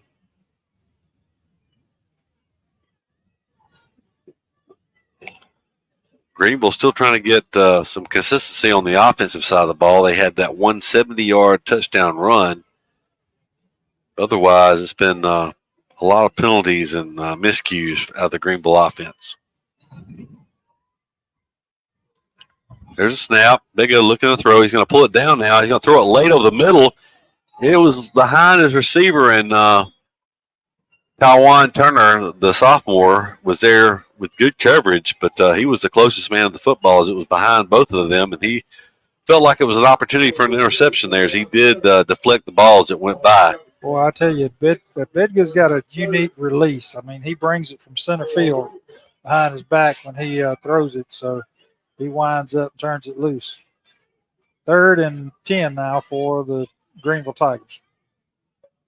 Greenville apparently abandoning the quarterback run here, down 28, 35-7. Trying to throw the ball here on this possession. Still only 1 completion in the game so far for Greenville. I don't know about you, but I'd rather see him trying to throw it than running it. Big Good rolling to his left.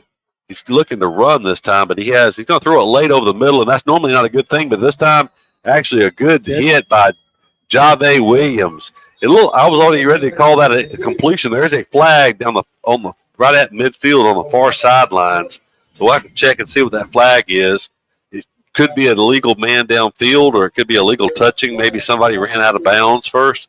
I don't know. It could be holding on the defense or pass interference, but it looked like it was going to be a completion. But Williams came from a long way away and made a big hit on the receiver and knocked that ball loose. I saw him signal something and point towards Eufaula. I missed what the signal was, but it is going to be against the Tigers, Eufaula Tigers.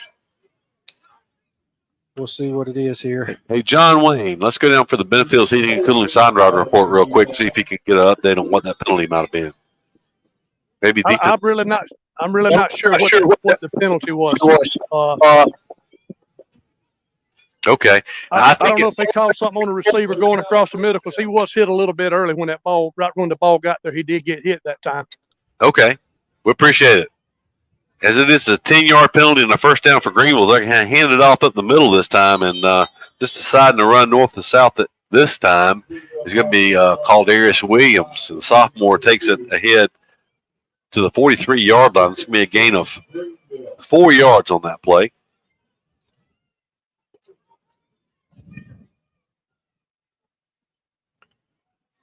So Greenville with the first down via penalty.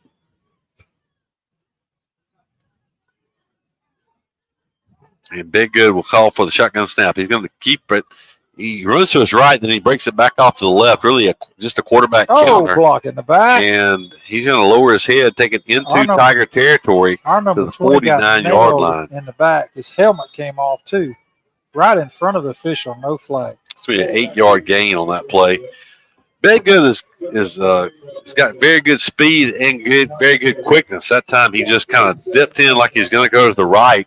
Broke it back off to the left, Doug. I don't know if it's designed to do that, but it's basically like a counter play. Everything looks like it's going right, then he cuts it back hard to the left. A lot of speed because the Tigers can't. They've got a chance for angle and just can't seem to cut him off.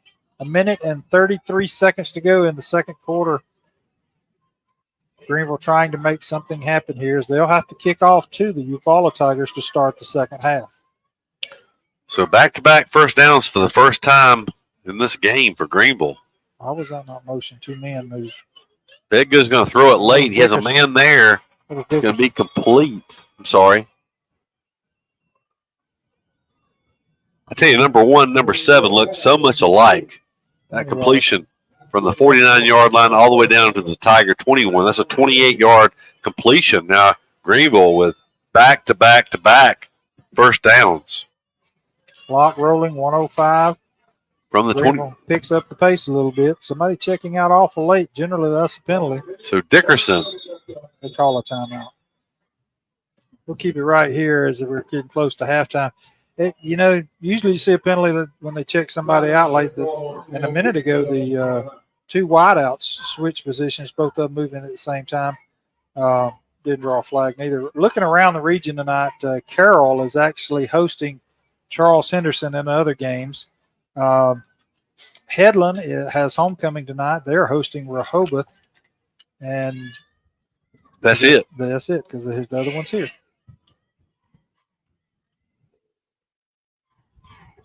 John Wayne's right down there on the action, just outside the 20-yard line. Let's go down to John Wayne. John Wayne, what are they doing to gain so much yards here late in the second? Well, that last play, they had a receiver running right down the middle. It looked like we was in man-to-man, and our guy was probably 5 yards behind him trying to catch up, and a great pass. It completed right over the middle. All right, we appreciate that. Benefield Heating and Air Conditioning sideline report. John Wayne Robinson. Going to be a 1st and 10 for the Greenville Tigers at the 21-yard line of the Eufaula Tigers. So it's been Big Good. No, I'm sorry, not Big Good, but Dickerson, the other quarterback on this possession for Greenville. He's hurt the Tigers through the air so far. He's going to look to throw this time. He's got to run a fade route. It's incomplete. Receiver fell down. It was intended for Big Good, but he just tripped and fell down about the 2-yard line of Eufaula. So that pass ball is incomplete. Brings up 2nd down and 10. They'll stop the clock with 47 seconds to go here in the first half. Greenville with only 1 timeout remaining as they burned 2 timeouts early in the first half. So 2nd down 10 from the 21-yard line of Eufaula. Greenville does take a long time to get situated here. You mentioned earlier they run a lot of the play clock down before they're even set. It's down to 8 seconds on the play clock. There's a snap. Dickerson's going to run this time. He's dipping in, dipping out. He throws it late. It's incomplete.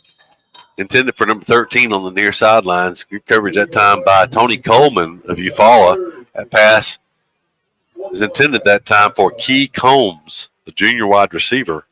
They'll bring up 3rd down and 10 now from the 21-yard line. Keith, I know they're trying to manage the clock, but just roughly looking over their rushing, they have about 120 yards rushing and only about 38 or so, maybe 40 in that range on 3 completions passing. I don't know what they see determined to throw the ball against the Tigers, but throwing again. Dickerson hangs it up. He's got a man there. And a good job by Tiger defense about that. It was intended for Bedgood down in the far corner of the end zone. It looks like number 15 once again, Tywan Turner. They've gone at him, I know, 3 times tonight. All 3 times he's been up to the challenge and done a good job with coverage. He is a sophomore for Eufaula. It's going to be 4th and 10 after 3 straight incompletions. Greenville had a 1st and 10 from the 21-yard line of Eufaula. And Greenville's taking their last time out. Let's take a time out, too. We'll be back after this commercial break. Attention contractors, is your metal roofing provider slowing you down? APEC Metal Express fills orders within a week. 40-year finish warranty, 17 different colors, and multiple truss styles. Work more and wait less. With the world changing all around us, everyone needs to be covered by insurance. So give Eric Glover with the Glover Agency a call and talk with Eric about auto, home, life, or last week's football game. Whatever your insurance needs, let Eric talk to you about being covered. The Glover Agency is located at 145 East Broad Street, Eufaula, Alabama. Call 334-687-0358. Benny Whitehead Incorporated has called Eufaula home since 1965. Today, the family-owned business owns and operates 119 tractors and trailers and employs over 150 people. Benny Whitehead is nationally known as a leader in safety and keeping the air clean and fuel. One off and take it back. 4th and 10, 21-yard line of Eufaula. 4th and 10 for Greenville. 35 seconds to go here in the first half. 35-7 is your score in favor of Eufaula. It appears to be Dickerson be the quarterback. He'll take the snap, looking to throw. He's going to pull it down this time, he's going to throw it late, has a man in the end zone, and they're going to call interference this time on Eufaula. They did have hands on the receiver. It was intended for Bedgood. I don't think Eufaula had a big height advantage back there in the secondary that time. I think they could have gotten by without putting hands on him, Doug, but they had hands on him when the ball was in the air. Wasn't much of a push, but they're going to call interference. And here's a good question. In high school football, the infraction happened in the end zone. They snapped it from the 21. Where do they put the ball? It's from the line of scrimmage. So it should be the 10.5-yard line, right? That's where they're going to put it. First down from the 10.5. With 28 seconds to go here in the first half, Greenville will have new life as they'll have it. Well, the chains hadn't moved. It's showing they're moving them now. I was going to say they should be able to pick up a first down without getting a touchdown, but they are moving now. So 2 penalties against Eufaula on this possession that's kept Greenville drives alive. They're going to do a throwback. Oh, my goodness. Eufaula can't. Is that number 8? I can't tell, but it is. He had a pick 6 in his hands. Thomas Hill. He was already counting the points on the scoreboard. All he had to do was catch the football. It was right in his hands and unable to come up with it. Hopefully that doesn't cost the Tigers points here. It would have been 6 points the other way. 23 seconds left to go here in the first half. It'll be 2nd down and 10 from the 10.5-yard line. It was a good idea to throw back to the back out of the field. Looked like he was going to be wide open, but Hill made a good play on the ball. He did. Just everything but caught it. Okay. Looking to throw this time. Going to bring him down for a sack. There are no timeouts. Greenville has no timeouts, so that'll keep the clock rolling. 13-yard line, 14 seconds on the clock. It's going to be 3rd down from there. Greenville's trying to hustle back and get set. This will most likely be the final play if they get it off. They're going to clock it. They do clock it, so it'll be 4th down with 3 seconds to go from the 13-yard line. That was almost a Knicks spike where it looked like it kind of slipped out of his hands a little bit, but they stopped the clock. 3.1 seconds, they'll have one more shot at it. 5 straight incompletions for Greenville. Actually, Greenville is only 1 out of 1 out of 8 on this possession, but that was for 28 yards and the first down to get them down into Tiger territory. So since that long completion, they've misfired. We hope they misfire here. 4th down, might as well say 4th and goal from the 13. Final play of the first half, barring a penalty. They throw it up. Another opportunity to interception as Ben Jackson had that on his fingertips. That'll end the first half on that incompletion, though. And the Tigers head to the locker room with a 35-7 lead. So we'll tally up some stats here at halftime and bring them to you when we come back. You'll listen to Eufaula Tiger football on the Eufaula Tiger football broadcast. We're going to go down to John Wayne for That's right. Coach. That's right. If he can catch Coach Jernigan, we'll take that. I'm not out of position tonight. All right, you got it. Yeah, I'm not out of position tonight. I ain't got to run to catch it tonight. Coach, two things. One, your offensive line and Mr. Harris dominated that first half. They did. And second, there's a lot of penalties going on. We got to maintain our composure and not get angry.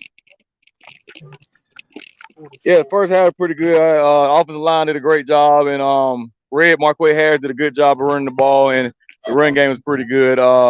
We just got to contain one.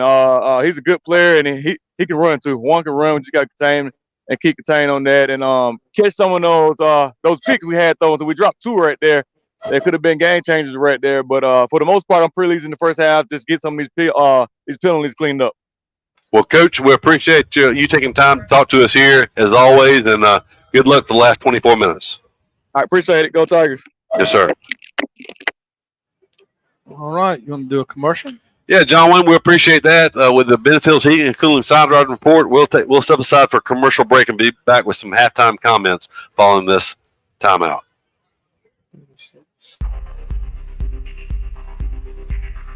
Proudly serving the Eufaula area for over 30 years, Wertz Consulting is here to help you with all of your IT needs.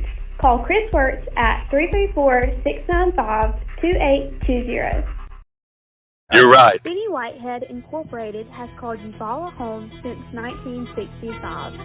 Today, the family-owned business owns and Time they've been booted. Oh, something happened. Benny Whitehead Incorporated has called Eufaula home since 1965. Today, the family-owned business owns and operates 119 tractors and trailers and employs over 150 people. Benny Whitehead is nationally known as a leader in safety and keeping the air clean and fuel consumption low. Benny Whitehead Incorporated loves Eufaula and would like to wish Lakeside and Eufaula safe and successful seasons.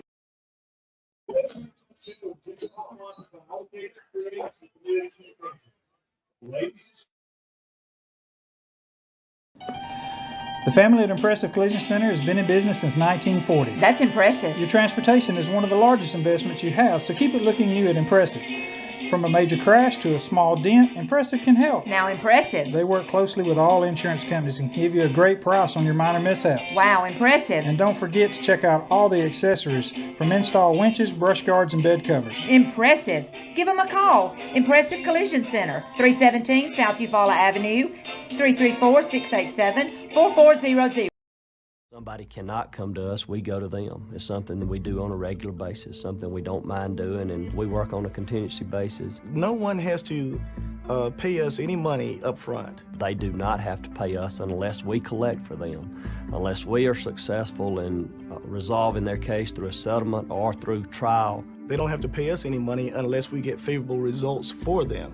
If you're hurt in a car wreck, call Penn and Seaborn. It won't cost you anything to see if we can help. No representation is made that the quality of the legal services to be performed is greater than the quality of legal services performed by. Hey Tiger fans, Daniel Pulley here, your local Chick-fil-A Eufaula owner-operator. We are so excited to be the official sponsor of the weekly Eufaula Tiger Coaches Show for the 2022 football season. Join us for the live show at Chick-fil-A Eufaula every Thursday starting at 6 p.m. Our incredible team is ready to serve you. And don't forget, eat more chicken. At At Mid-South Bank, we pride ourselves on being the friendliest and most helpful bank in town. For over 100 years, we've been helping families prosper and helping businesses grow. Mid-South Bank is a local bank with local people making local decisions. We're a community bank who will always be there when you need us. Whatever banking services you need, we're here to help. Visit us today or online at bankmidsouth.com. Equal Housing Lender, member FDIC.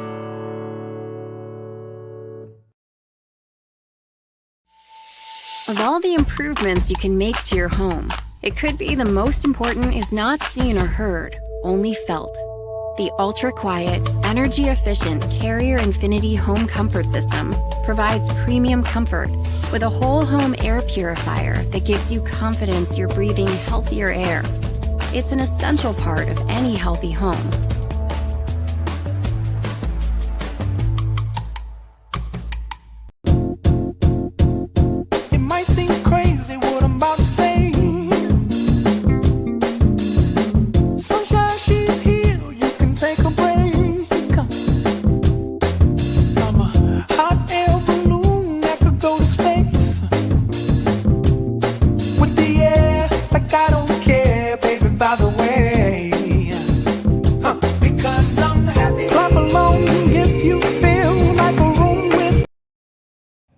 R.W. Wingate & Company is a full-service accounting firm and a supporter of Eufaula High Athletics. They are located at 102 North Orange Avenue, Eufaula, Alabama, but licensed in multiple states. Richard W. Wingate has over 25 years' experience in public accounting, and the firm's services include personal and business tax preparation, bookkeeping, sales tax preparation, payroll services, audit of nonprofit and government entities, and business consultation. When doing extra is the point, contact R.W. Wingate & Company for your accounting needs. Good call or bad call, officials always have the final say in sports. And at Alpha Insurance, we know it's important for you to have the final say on the insurance plan we build for you. You'll have peace of mind knowing we will work hard to get you the lowest rates and best discounts available. Alpha Insurance, always a good call. In Eufaula, call Alpha Agent Keith Bryan at 334-687-8268 or stop by our office at 1326A South Eufaula Avenue. In 1983, the first mobile phone was introduced to the public by the Motorola Company, and that was the same year Pam Freeman started her State Farm business. For 40 years, both have saved time and money. Whether it's auto, homeowners, condo renters, personal articles, business, life, or health, Pam Freeman State Farm has been there for you. Call Pam's office and let Kathy Bennett help you with all your quotes and needs. You won't find a more helpful staff anywhere. Come by and see them at 322 East Barber Street in Eufaula or call 687-7. Barber County's original newspaper for local news is The Clayton Record.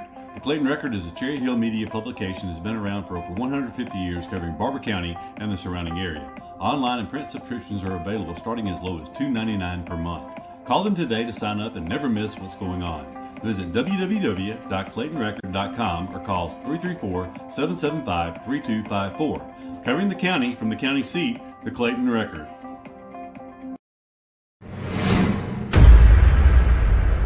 Easy Metal Building Kits, pole barns, and metal roofing supplies. APEC Metal Express carries multiple kit sizes and colors with at-home DIY instruction. APEC Metal Express. Fast delivery, superior quality, excellent customer service.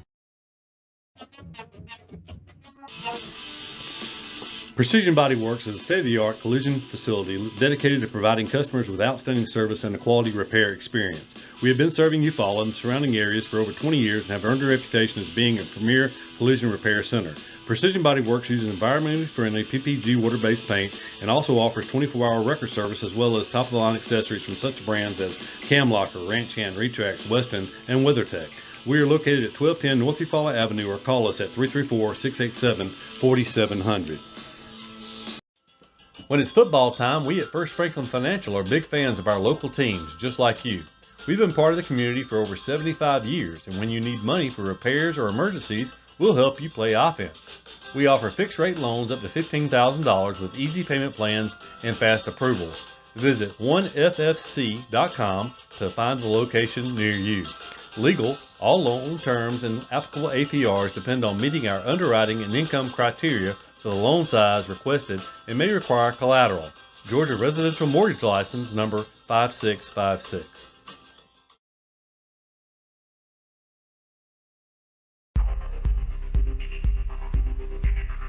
Proudly serving the Eufaula area for over 30 years, Wirtz Consulting is here to help you with all of your IT needs.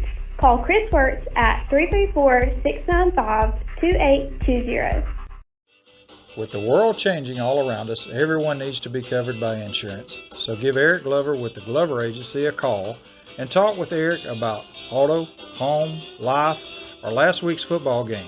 Whatever your insurance needs, let Eric talk to you about being covered. The Glover Agency is located at 145 East Broad Street, Eufaula, Alabama. Call 334-687-0358.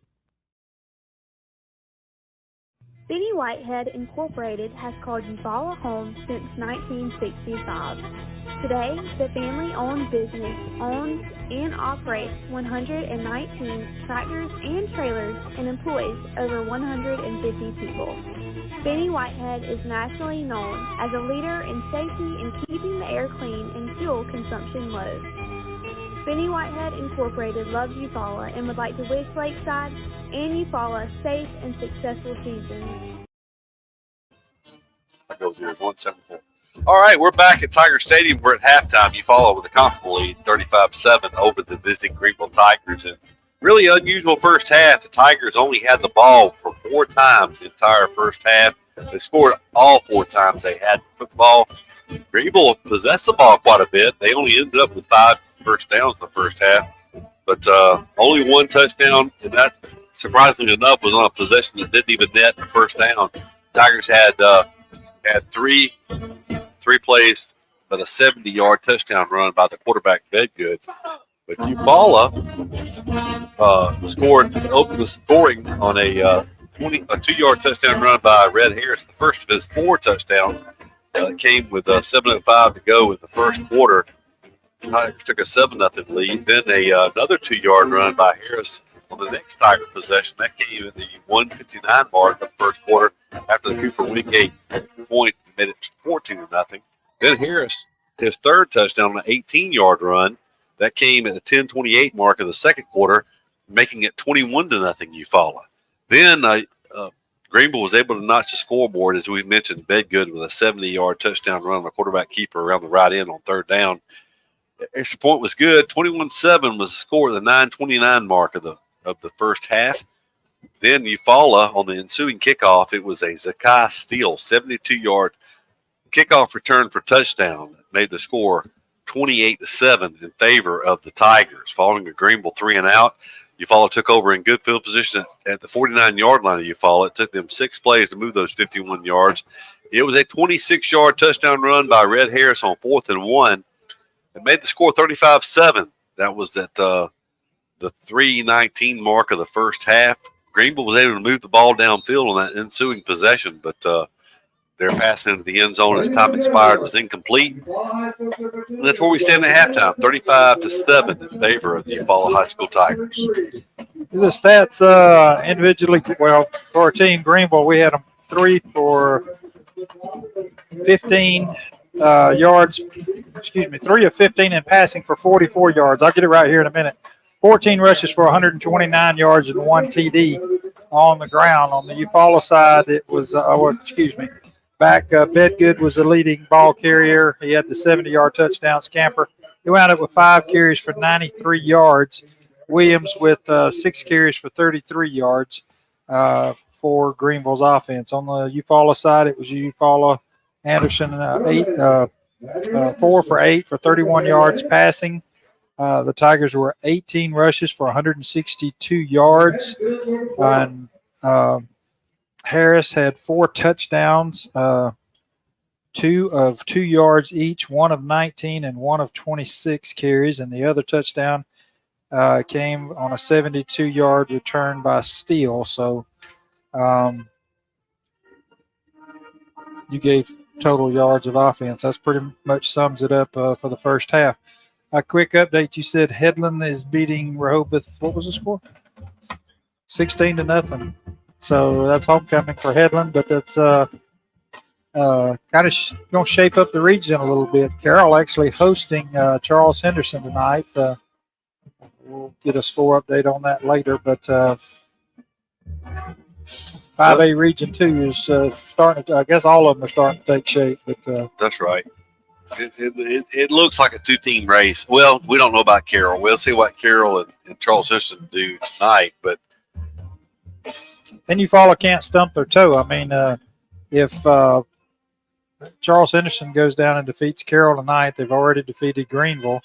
You know, they got Headland and Rehoboth. It looks like Headland's going to be the better team of that bunch. But, you know, Charles Henderson, folks say what they want to. They got a great quarterback who came back. They had a lot of returning starters, and they lost to a very good Ramsey team in the state championship game last year. So, you know, you got to feel like they started off this year. They played a preseason game this year. But last year, I think it was their first 5 or 6 games were at home. Right. Of course, that's the opposite this year as they have to play on the road. And guess who the first person they'll host is this year? It's the Eufaula Tigers, as we'll go over there in a few weeks for a big matchup. I think that's actually October the 13th. That'll be Friday the 13th. You were absolutely correct, Doug. Friday the 13th, October 13th. It's Logan's wedding weekend. The only reason I remember that. Okay.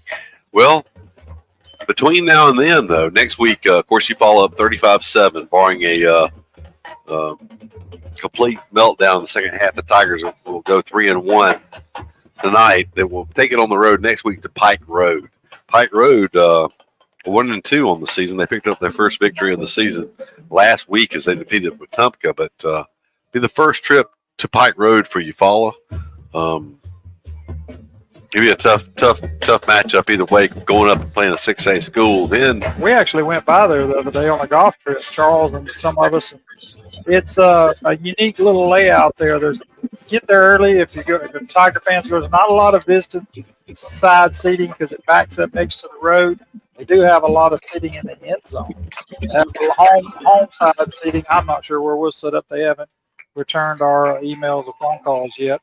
But we'll have the game for you. But it's right there kind of on the east side of Montgomery. Not a bad trip, but it's artificial turf. Be an interesting ball game. And LED lights. They have LED lights there. So I had a chance to go to a game there a few years ago. I think it was the first year they played there. They actually did not have they had the bleachers, but they had some temporary subs. They did not have a press box back then. They had it was just no concession stands. They had like food wagons there. I saw something. I was scanning through stuff the other day, and I really don't remember who it was. I want to say it was Rehoboth or Carroll or somebody. I think it was from our region, and it said that they had beaten Pike Road for a year or two, and I was like, wow, how did that come about? But I forgot Pike Road actually started with I think it was a freshman and sophomore class. They competed in 3A. I think they jumped from 3A to. They worked their way up. Yes. Yeah. It was a new school, so they didn't take senior students the first year. They started with a freshman group. Maybe it was freshman and sophomore. It was 3 years ago before we actually had any seniors on the team. So that was the reason why, I think. So then that's the next opponent for the Tigers. But then 2 weeks from tonight, a big game here in Eufaula's Pell City comes down. So, after that Pell City game, Doug, the Tigers will have played 6 games this year, and 4 of them will have been against upper classification schools. It'll be 3 6A schools and a 7A school, 4 out of the first 6 games. So you hope that playing a schedule like that would prepare you for the postseason. And it certainly looked like it last week and so far in the first half of this game when you play down to the 5A level. After you played the tougher competition, it bodes well for Eufaula. I think we ought to take a special vote. And that particular night when Rush and his Pell City team comes here, we need to send John Wayne, our sideline reporter, over to the other side a little bit to find out what's going over there. Just stirring up. You got his attention. He turned around looking back this way. I think he's got something he wants to say. We'll go down to him here. What's up, John Wayne? Go over there. Go ahead. We didn't catch you to begin with. We were a little late on the. getting you in here. We don't hear you.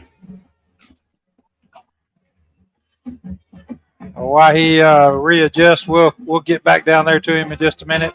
We definitely got his attention. I heard him there for a second. We'll get there he is. Can you hear me now? Yes, sir. Yeah, I'll be glad to go over there, but I'm going to stay outside the lines because I don't want a headset thrown at me. I might not respond real well. Well, just to keep you on the calm side, remember he does have Courtney Upshaw over there with his right-hand man. So yeah, but I got Jarrell over here so we can outrun him. That's right. Well, Jarrell could outrun him, I know. At least. I'm going to just hold on. That will be interesting. That will be for people that maybe don't know, that don't know the history of all this. But 2 weeks from tonight, Pell City will come down. Of course, Eufaula took on Pell City last year up in Pell City.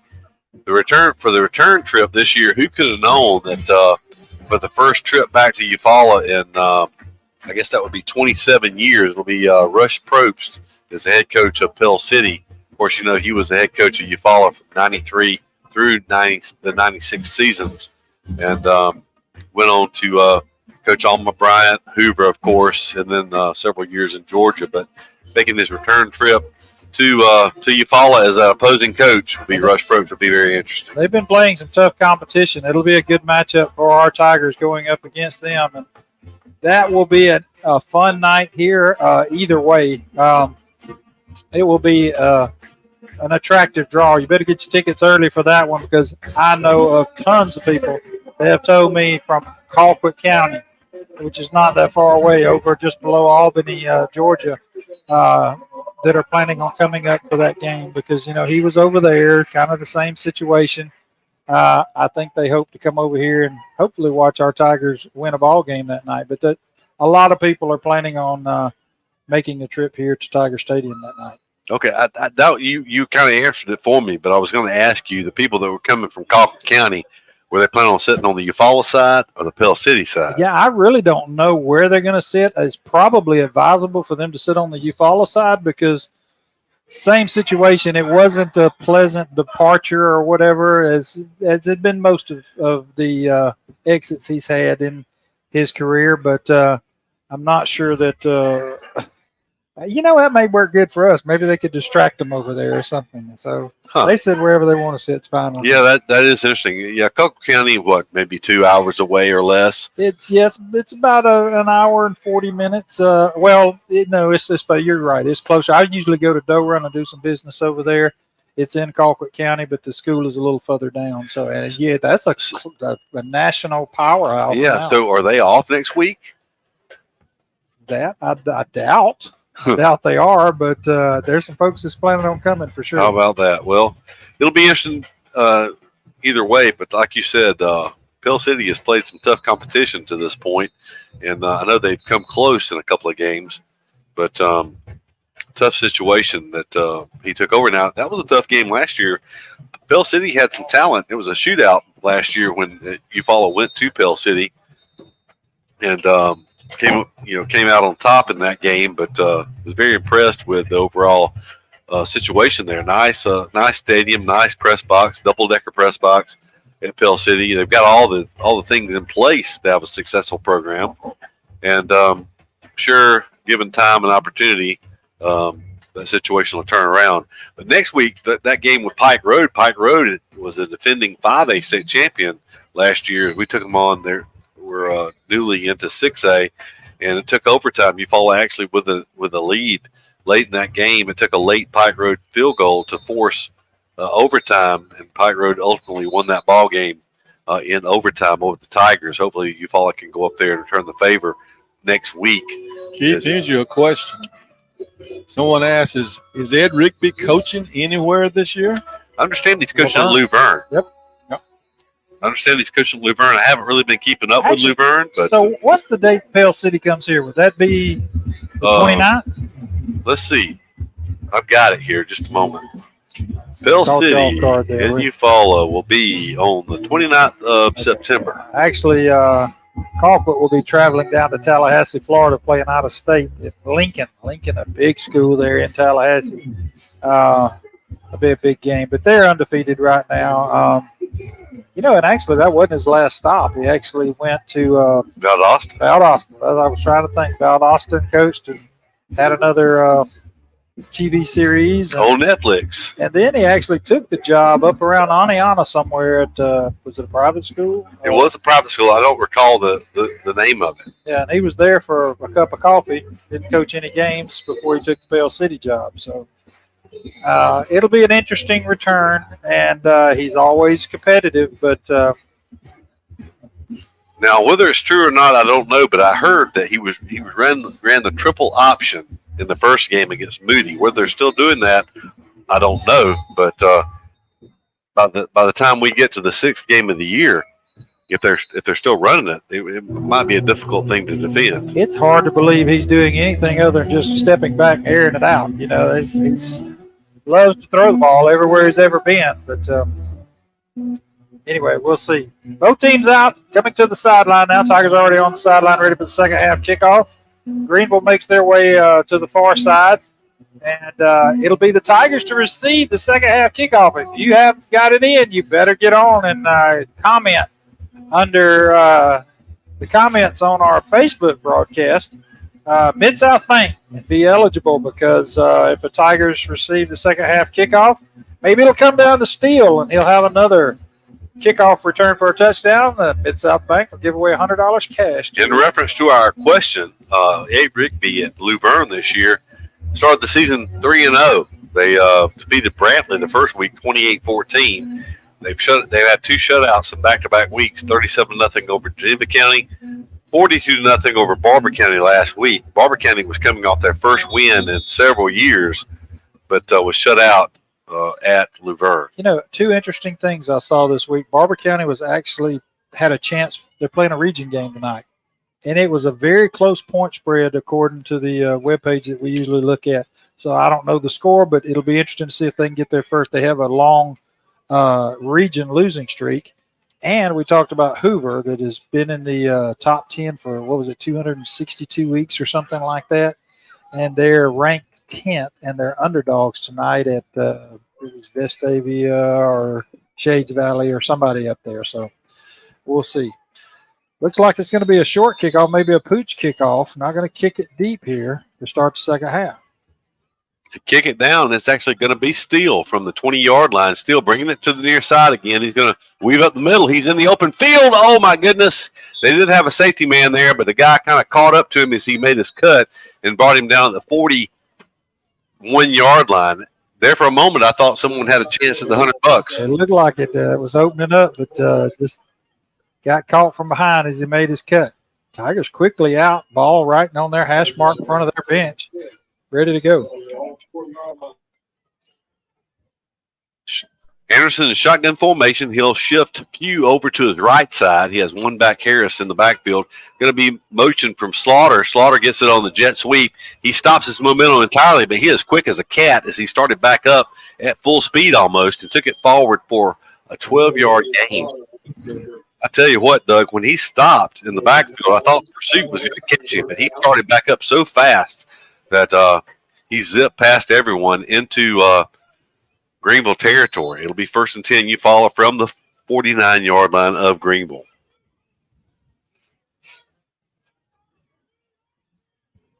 Pugh shifts over to the left.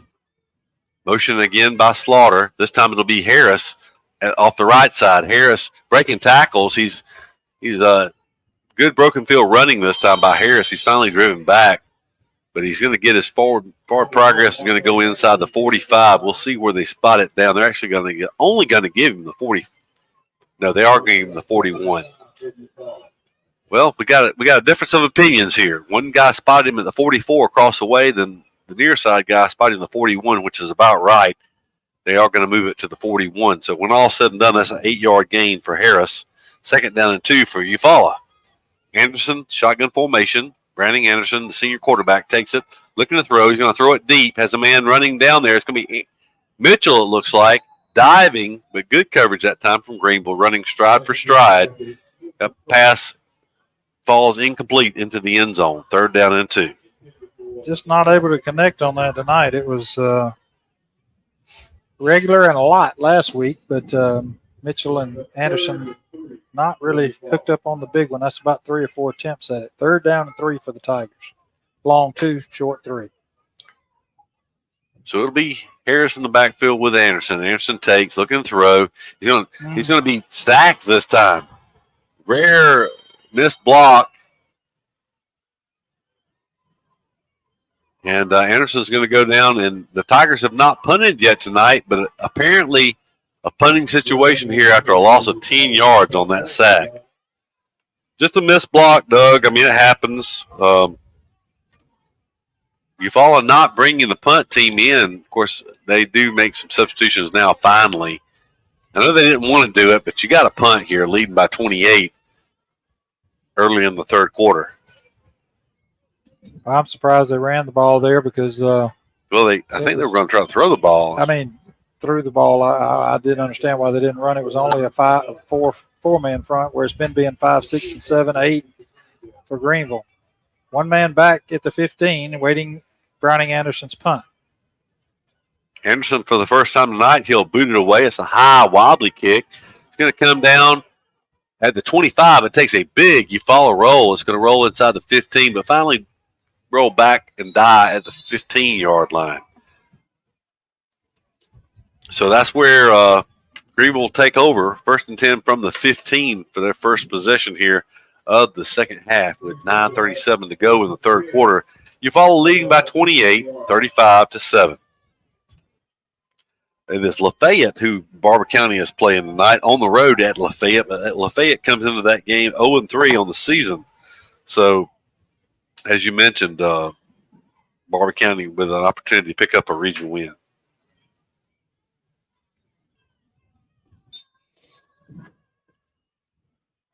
Greenville in shotgun formation, 3 receivers stacked to the far side left. Quarterback going to throw it to his short man, the wide receiver screen. He's going to take it forward for a couple of hard-earned yards. He pays the price as Jave Williams was up to make the tackle along with Lemons and Moss. And according to the Alabama High School Football History site, which is usually pretty close on predictions, Barber County was a 9-point underdog. So really, I guess because it's on the road.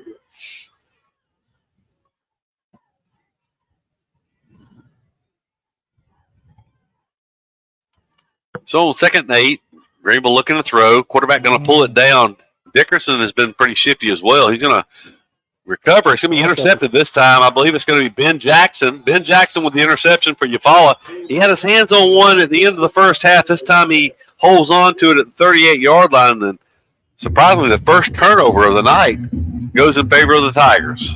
It was hard not to get that one. Good interception. It hit him right in the breadbasket. So Tigers will take over in Greenville Tigers territory at the 38-yard line. So Tigers quickly out. 1st and 10 from the 38. They take it back over about where they gave the ball up. So they'll hand it off to Harris. Harris looking to – no, I'm sorry. New running back around the left side. Going to take it forward for about 10, maybe 11 yards. It is Jalen Wright, the sophomore, with a nice carry, 11 yards and a Tiger first down. We got an update on Laverne 28, Horseshoe Bend, nothing 3rd quarter. So Coach Rigby looking to run the Luverne Tigers record to 4-0 on the season.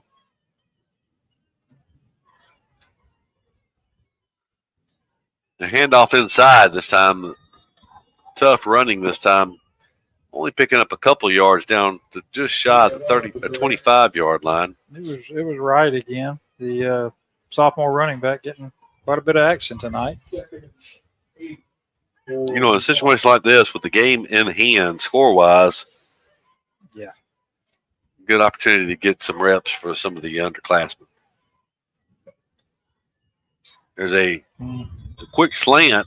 Pass going to be incomplete. It's going to bring up 3rd down and 8. It was intended that time. I believe that's going to be – I can't tell if that's said Thomas Hill. Thomas Hill, number 8. Of course, we haven't seen Ali Quinn made an outstanding catch last week. Haven't seen him in the game. You Number mean we 3. got Hill playing receiver and he dropped that interception that would have been about 98 yards? Whew. I didn't think I figured that's why he was on defense. Now watch him here catch one here. Just picking at you, Mr. Hill. 3rd and 8. Going to throw it complete. It's Slaughter. Oh, boy. A shoestring tackle brought Slaughter down. He was just getting ready to make some moves. He was stopped short. Only about a 6-yard gain. It'll be 3 yards short of his first down. Wingate is going to attempt this that field goal. This is going to be quite a distance for his leg. Well, it's going to be 37 yards from the right hash mark. The degree of difficulty on this kick is going to be 36 yards, but pretty tough from the right hash mark in high school football. The wind is blowing a little bit from right to left. Wingate's kick is up. I bet it's straight. It's good. Wow, great job. Great kick by Cooper Wingate from 36 yards. And I'm going to tell you what, he works on that all year long. A year or even 2 years ago when he first started kicking, that would not have been anywhere remotely possible. His leg has got stronger. Surely nothing wrong with his accuracy, as he's usually right down the middle. That's right. So that makes the score 38-7. Tigers gotten off to a little slow start here in the 3rd quarter compared to the way it went the first half, but you work on you got live game action to work on situational things with a lead like this, and that's a confidence builder for Wingate there. I mean, a 36-yard field goal from the right hash mark in a live game situation here should pay dividends down the stretch. Last week, defensively, the Tigers put the subs in. We thought a little bit early, and Headland put up a couple of touchdowns, and they brought them back out. Brought the offense back out for a series, and I think the defense back out for a series just to burn some time off the clock, get them into the 4th quarter. But yeah, you want to get some reps for those guys, but you don't want to do it too early. Really good if you can slip people in like they did right there and let them play with the first group in situations where they have the benefit of the first team blocking. Kickoff return to the left this time, as Doug called it earlier. They've consistently returned the ball toward their sidelines. The ball came out late as it was a late whistle. Eufaula came up with it. We'll see if they give it to Eufaula or not. They did not blow the whistle, so if they do not give the ball to Eufaula, they're going to kind of contradict themselves here. He's going over and talking to the official on that sideline. The white hat has not ruled anything yet. It looks like they're going to let Greenville keep it. You know, we talked about earlier in this game how they were very slow blowing the whistle, blowing plays dead. They did not blow that play dead. They're still meeting over there.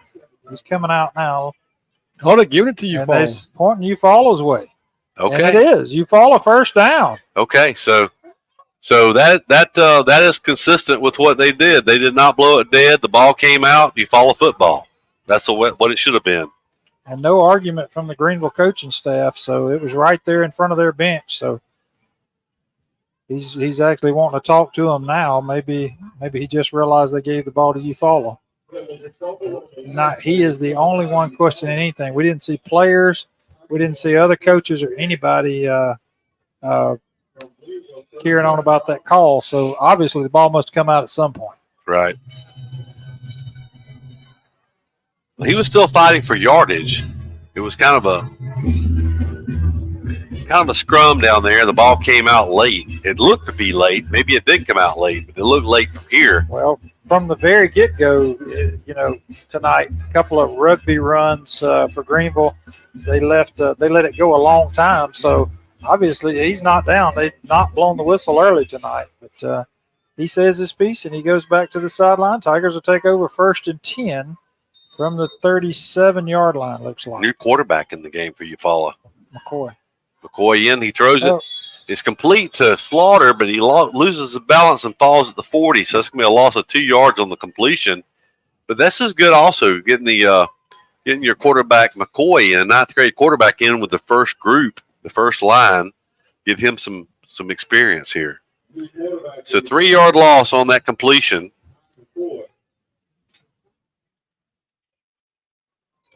Someone asked a question about the players for Greenville. They have 70 some odd players. There's a handoff up the middle. It's going to be Slaughter, the running back. He has a lot of quickness and speed as he takes it inside the 30 to the 28-yard line. The first down would come about the 27. So he picked up 12 yards on that run.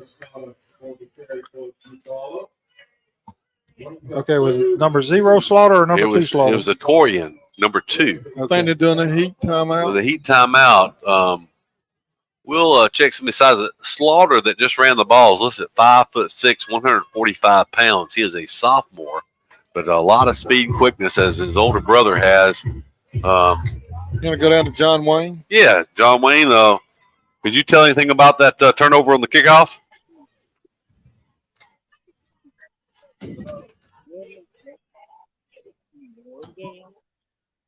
Well, can't hear you. Can't hear you, John. Mic pushed back. Well, the signal down here is. Can you hear me now? Yeah, we hear you now. Yeah, the signal down here is terrible. I tell you what, Mr. Wingate put everything he had into that ball, and it cleared. Yeah, you cut out again. We heard you that he put everything into that kick, and it cleared by not a whole lot. It looked like it dropped maybe a yard or two behind the upright, but it was a high kick, and it was looked like it went straight down the middle. We appreciate that report. Yeah. From John Wayne, the Benefield's Heating and Cooling sideline report tonight. As timeout, Jarrell's out talking to the officials about something there. 5 minutes and 50 seconds left to go in the third quarter of play. Tigers lead 38-7. As with any of our new technology, it seems we've had a little bit of trouble with the sideline mic tonight. But hey, we have all new. It's gone smooth the last 2 weeks. Yes, a little RF problem there. I'm not sure it's signal. It almost sounds like a little interference or something. Yeah, it could be all that money John Wayne carries in his pocket with him. Did y'all comment about our coaches tonight? Their recital? I don't think we commented on the air. We did talk about it off air, but they're looking sharp with the black slacks, the white shirts, and the black hat. Buddy. Okay. Yeah, I heard it. He got that just in time. What's that? So third and a short 2. Quarterback McCoy.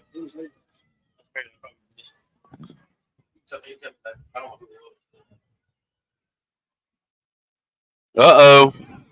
Handoff to Slaughter in the backfield. That time Greenville came on a run blitz, and they brought him down for a loss back to the 35-yard line. So that play loses big yardage on third down. That play loses 7 yards. Give a big shout out while we got a moment to Sarge. There's still a lot of first-team line in there for the Tigers. This time McCoy's going to look to throw on fourth down. He throws it. He got popped as he threw it, and he was throwing it intended for Tron Mitchell. But it was a little short and one hop to him, and it'll be a turnover on downs for the Tigers. They'll turn it over at the 35-yard line, which is essentially where Greenville was going to have the ball if they had not fumbled. So this third quarter, the first half went pretty fast. Third quarter's kind of drug a little bit. Well, that's because Greenville came out and they wasn't throwing the ball as much. They ran a few times, and they ran that play clock and took a lot of time off that first quarter, but it's been a little different here. They'll come out, the ball is just barely to the Eufaula side. Yeah. The field. Greenville moving left to right as we view the field from the home side. The Tigers, of course, is defending the south goal post. It'll be number 7 at quarterback. This time hands off to number 28, who's met in the backfield quickly by number 9 and number 7 for the Tigers. That's Lamons and Moss, a pair of seniors combining on that. I'm sorry, Lamons is a junior. Look forward to seeing him play next year. It was Jaquavius Moss, so the senior linebacker. They combined to make that stop for no gain on play. I thought he lost yardage there, but it looked like a lost yardage play. They're spread out now. Looks like Dickinson and the quarterback. Dickinson's going to roll. He's going to throw it on the left. Intercepted. Good catch that time. I believe it was Jave Williams that time who caught it out in the flat, and Eufaula a beneficiary of the third turnover of the night. Eufaula, no turnovers, but they've gotten 2 interceptions and a fumble now from Greenville, all here in the second half. Dickinson just threw it right to him that time as he was standing right in front of the receiver. The receiver did a good job of tackling the Eufaula Tiger before he got to the end zone, but puts him in business in Greenville territory at the 36-yard line. McCoy, the freshman, back out at quarterback. Calling for a shotgun snap. He's going to hand it off to his running back. Looking to sweep the left side. It's going to be right. Does a lot of running, but only picks up a couple of yards down the 34-yard line. That play designed to go around the end. It just took a long time to get around that end that time, and actually they're going to spot it only for a yard gain to the 35. I'm not sure what it is. It looks like I said, it's mostly the first team line out there, if not all the first team line. Have some backups at receiver.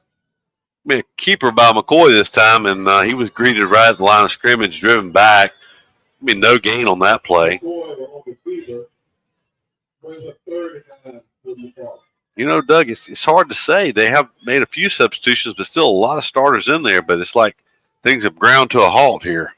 Yeah, it makes a lot of sense why they're not still picking up yardage. I don't know. 3rd and 10, though. They 5-man front for Greenville. Marked it as a loss of yardage. McCoy looking to throw this time. He's going to throw it. It's kind of a wobbly pass down the far sideline intended for number 3, Ali Quinn, but it falls incomplete. So it brings up 4th down and 10. All started to send out the punt team. Now they're going to send out the punt team late. So good idea. Just back them up 3 minutes and 12 seconds with an incomplete pass. Stops the clock. Not a lot of time run off the clock there. No, they actually brought in Browning Anderson. They're going to go for it here on 4th and 10 unless they do a kick. Unless they do a quick kick or shift. I think it is going to be that shallow kick formation. He's only about 7-8 yards deep. But he's going to kick it from that. Just try to pin him deep, and he kicked it straight up, and it took that's going to go for about a 10-yard punt there. It's the 25-yard line. That's not exactly what you're looking for there. And I tell you, it's a lot like golf. You take a lot off your swing. Sometimes you take a lot off your kick. You decelerate. It does a very good outcome. 3 minutes and 2 seconds left to go in the third quarter now. Tigers still lead 38-7 here in this contest. Tigers out ready for defense. Greenville rehuddling up over there on the sideline as a good cool breeze blowing up here tonight. It was 78 degrees when we started. I think much cooler now. Let me check the temperature. Feels just a first time you get 72 degrees. It feels almost like a football Friday night. This third quarter has left a lot to be desired. It's 35-7 at halftime. It's 38-7 now in favor of Eufaula. 36-yard Cooper Wingate field goal. There's a pass complete out into the left flat to the wide receiver. That play is going to go for about 4 yards to the 29-yard line. First pass that Bedgood has attempted since his interception earlier. We talked about his unique throwing. We talked about off air a while ago. It almost looks like somebody in the military learning how to throw a grenade. It's just his arm and the ball is so far out, and he comes from down around his knees from his back and just hurls it down the field. But it was complete for positive yards. Pass is complete to the left flat, but finding the corner down the sidelines. No, they say he stepped out of bounds. Good pursuit from Tony Coleman to finally bring the receiver down around the 33-yard line of Eufaula. They say he stepped out of bounds at the 40. That'll still be good enough for an 11-yard gain and a Greenville first down. Back-to-back completions now for Greenville and the quarterback Bedgood. They'll give him the first down at the 40-yard line.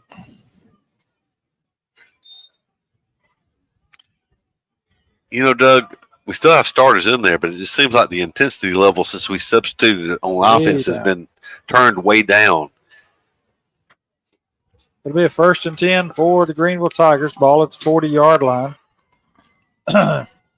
Clock stopped as he went out of bounds.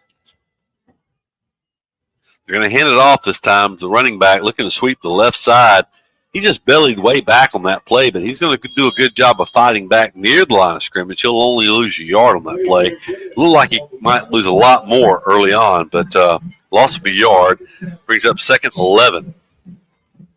Yeah, Bedgood rode him a long ways out there before he gave the ball.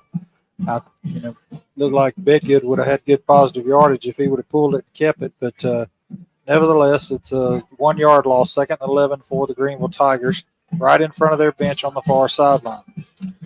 Greenville in no hurry, which is fine with me as we wind the clock down here in the third quarter, 1:35 and counting. He takes a snap, looking to throw. He's going to throw it late. It's going to be tipped almost could have been intercepted that time as it went through the arms of number 13 for Eufaula, Javion Bowick.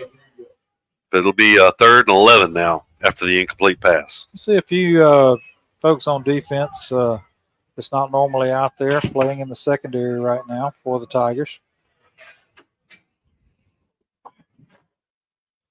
So 3rd and 11 from the 39-yard line. Several young players in the defensive secondary. We've called Turner's name quite a bit tonight. Tywan Turner. He is this is a sophomore. Bedgood throws a pass. It's complete. Hanging on to the ball that time. It was good defense that time once again from Eufaula. It was number 13 on the defense, Bowick. But they held on for a 6-yard gain. It'll be 4th and 5 from the 45. I don't know if Bedgood plays baseball, but Major League Baseball pays well for a sidearm pitcher that can throw it the way he slings it across there. They're going to take a timeout with 1 minute and 4 seconds to go in the third quarter. We're going to take a timeout and be back after this commercial timeout. The family at Impressive Collision Center has been in business since 1940. That's impressive. Your transportation is one of the largest investments you have, so keep it looking new at Impressive. From a major crash to a small dent, Impressive can help. Now Impressive. They work closely with all insurance companies and give you a great price on your minor mishaps. Wow, impressive. And don't forget to check out all the accessories from install winches, brush guards, and bed covers. Impressive. Give them a call. Impressive Collision Center, 317 South Eufaula Avenue, 334-687-4400. Somebody cannot come to us, we go to them. It's something that we do on a regular basis, something we don't mind doing, and we work on a contingency basis. No one has to pay us any money up front. They do not have to pay us unless we collect for them, unless we are successful in resolving their case through a settlement or through trial. They don't have to pay us any money unless we get favorable results for them. If you're hurt in a car wreck, call Penn and Seaborn. It won't cost you anything to see if we can help. No representation is made. We're back, 4th and 5 from the 45-yard line of Greenville. Looking to throw. They're going to throw it over the middle. It is caught, complete. It'll be a conversion for the Tigers into Eufaula Tiger territory to the 47-yard line. They needed 5. They got 8. And they convert a first down as we wind down here, under a minute to go in the third quarter. Eufaula leads 38-7. Only 3 points have been scored here in the third quarter. Bedgood looking to throw. He's going to pull it down now and run. As he gets the sidelines, he's tripped up and goes out of bounds after a short gain, only a yard. That time it was Bowick on the defensive play for the Tigers, forcing Bedgood out of bounds. Bedgood now 6 carries on the night for 94 yards, for 70 of it coming on the touchdown scamper. So 2nd and 9 from the 46-yard line of Eufaula.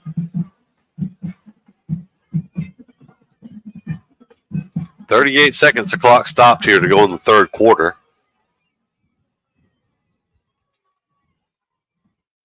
Handoff.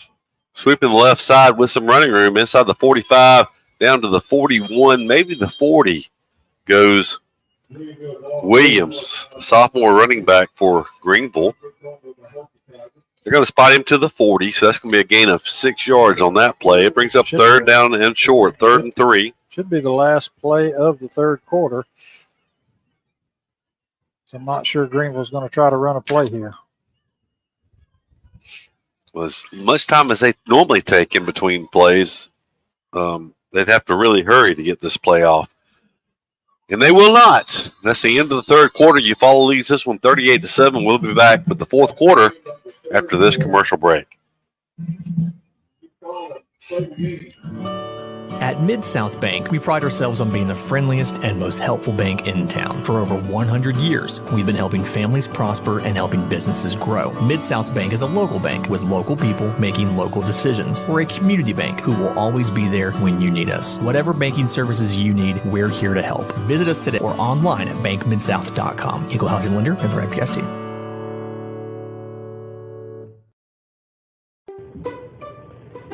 Hey Tiger fans, Daniel Pulley here, your local Chick-fil-A Eufaula owner-operator. We are so excited to be the official sponsor of the weekly Eufaula Tiger Coaches Show for the 2022 football season. Join us for the live show at Chick-fil-A Eufaula every Thursday starting at 6 p.m. Our incredible team is ready to serve you. And don't forget, eat more chicken. Of all the improvements you can make to your home, it could be the most important is not seen or heard, only felt. The ultra-quiet, energy-efficient Carrier Infinity Home Comfort System provides premium comfort with a whole home air purifier that gives you confidence you're breathing healthier air. It's an essential part of any healthy home.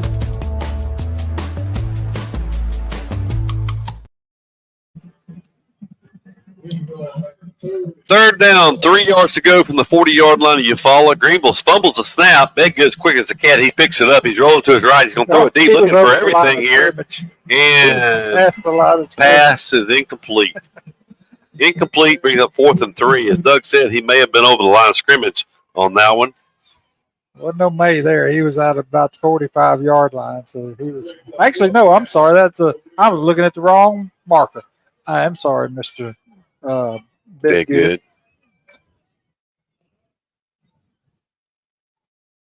He goes over to the sideline for the play. Took 9 seconds off the fourth quarter clock.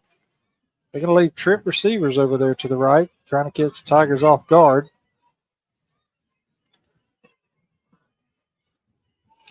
So, 4th and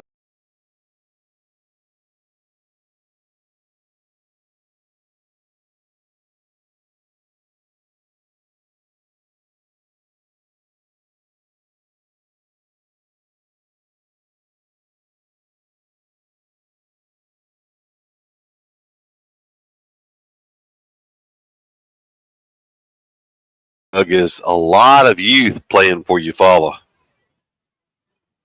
Wow.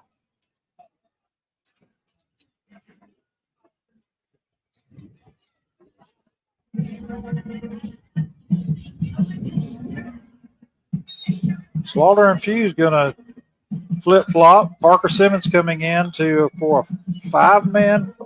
No, the starter coming back in on the line for the Tigers. It's going to be a Torian Slaughter on the jet sweep. Ooh. And my goodness, somebody came in and just teed off on him. It's going to be a loss of yardage. Back from the 40 back to the 36-yard line. That's a 4-yard loss.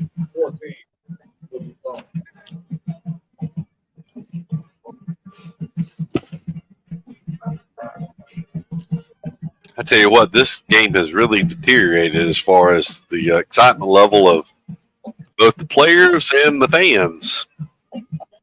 38-7 is the score here in the fourth quarter. 11 minutes to go, and now a flag comes down. There's going to be probably 2 men moving at the same time on Eufaula. It looked like it'll be 5 yards stepped off after a 4-yard loss. The Tigers' offense has been in reverse here in the second half so far.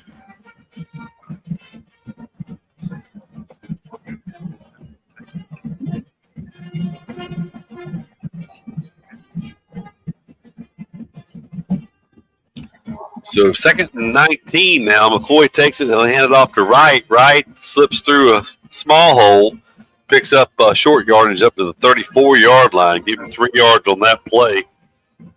And it'll be 3rd down and long. 3rd and 16. Keeps the clock rolling, though. That's the important thing, but Tigers do have a 31-point lead. Now, wasn't this a very similar score to Charles Henderson? 39-6 was their final. About as close as you can get there. McCoy throwing it up for Antron Mitchell, and that time Mitchell kind of stopped his route, cut his route off, and turned around running backwards, which is never a good idea. And pass sailed over his head. Timing just off on that. It'll be 4th and long, and the Tigers are going to punt. Going back deep for Greenville is number 12. That is Williams, the junior defensive back. He's going to stand about his 32-yard line as a whistle, and the Tigers will take a quick timeout. We didn't have enough folks out there on the punt team. It's always a good idea to try it with 11 as the clock's still rolling. The official now gets on to him about running the clock. You know, I went down there at halftime and made a comment about the clock starting back, and boy, he was defensive as an official. I don't know what he'd say about that one. Actually, they just punched something and went from 9-something to 10:06 on the clock. I guess there must be a setting on there where you take it back to the last time it stopped or something, but first time I've ever seen that. Well, Tigers will go to 3-1 on the season. They'll go to 2-0 in Region 2 play, Class 5A. And as we said, next week it'll be the on the road, take on Pike Road, the Pike Road Patriots. 4th and 16. Browning Emerson, the senior quarterback / punter, stands at his 21-yard line to receive this snap. Good snap. In over and kicked away from the return man, hits at the 31-yard line, takes a Eufaula roll. He'll be down at the 23. Good kick. Wasn't those 60-yarders we used to see from Keith Bryan, but it was still a very good kick and effective. That was a good one, though.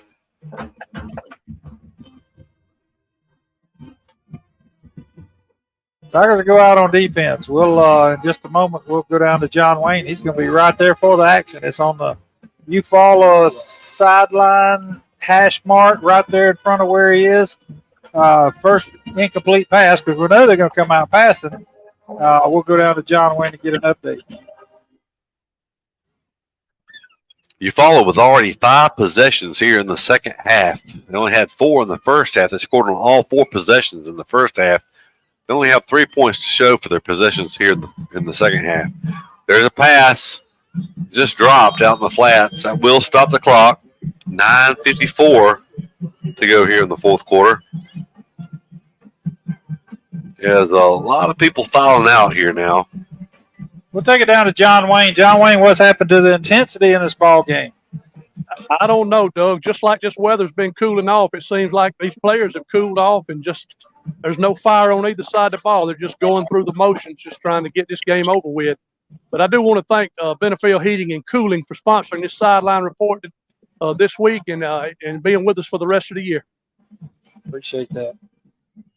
Okay, it's going to be Bedgood on a quarterback keeper. He still has to spring his step. His second effort takes him across the 25 to the 27-yard line. That's going to be a gain of 4 on that quarterback keeper. But I'll tell you what, Charles and Doug and John Wayne, when they get on this side of their playing days, they wish that they had an opportunity to play instead of just kind of like walk through here. It just seems like I said, on both sides, there's just not a lot of enthusiasm. So this one was pretty well determined in the first half, but after a possession or two in the second, the writing was on the wall. That's right.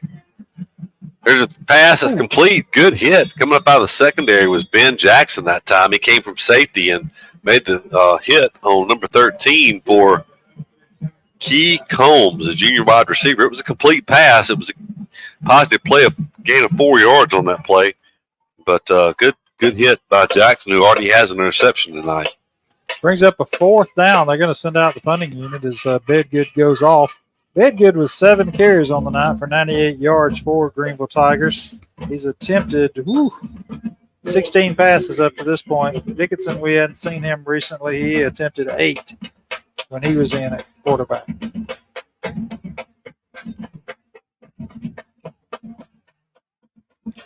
Zakai Steele, I believe, is back for the Tigers. Mr. Excitement. Done had a touchdown, a kickoff return for a touchdown. Maybe if they get it to him in the air and he can get it, it'll be we'll change it up here. Did we jump off sides or? No, game, I think. It was delay a game on them.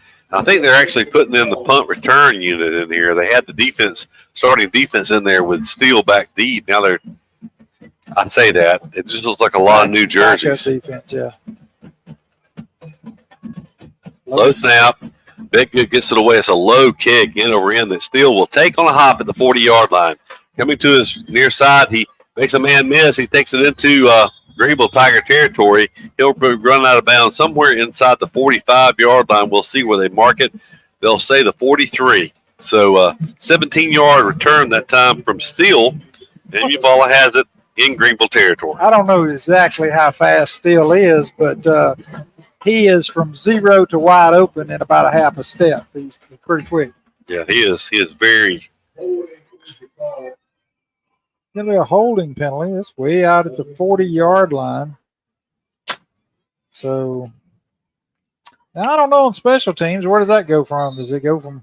Has to go from the spot, I guess. Yeah, it goes from the spot. So that'll back them way up. That'll take it back down around the 30-yard line.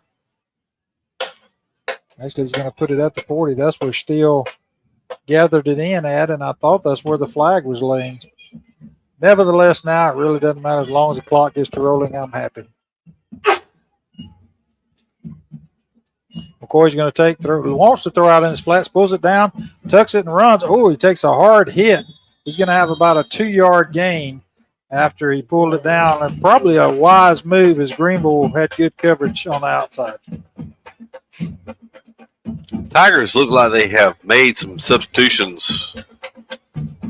Headland won the game. Headland won their game 22-6. Second down 8. No, still a lot of starters in there on the Eufaula offense.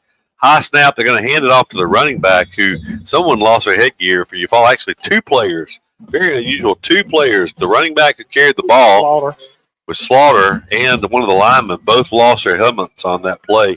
That play lost a yard. Bring up third down and 9. Look, who'd you say Headland was playing? Rehoboth. It was homecoming for Headland tonight. 22-6 Headland. Headland gets a win. That'll be their first region win. Brings us 7 minutes counting now. 38-7 your score here in the fourth quarter. 3rd and 9 for the Tigers. So McCoy, quarterback, he drops back, looking to throw. He's going to throw it.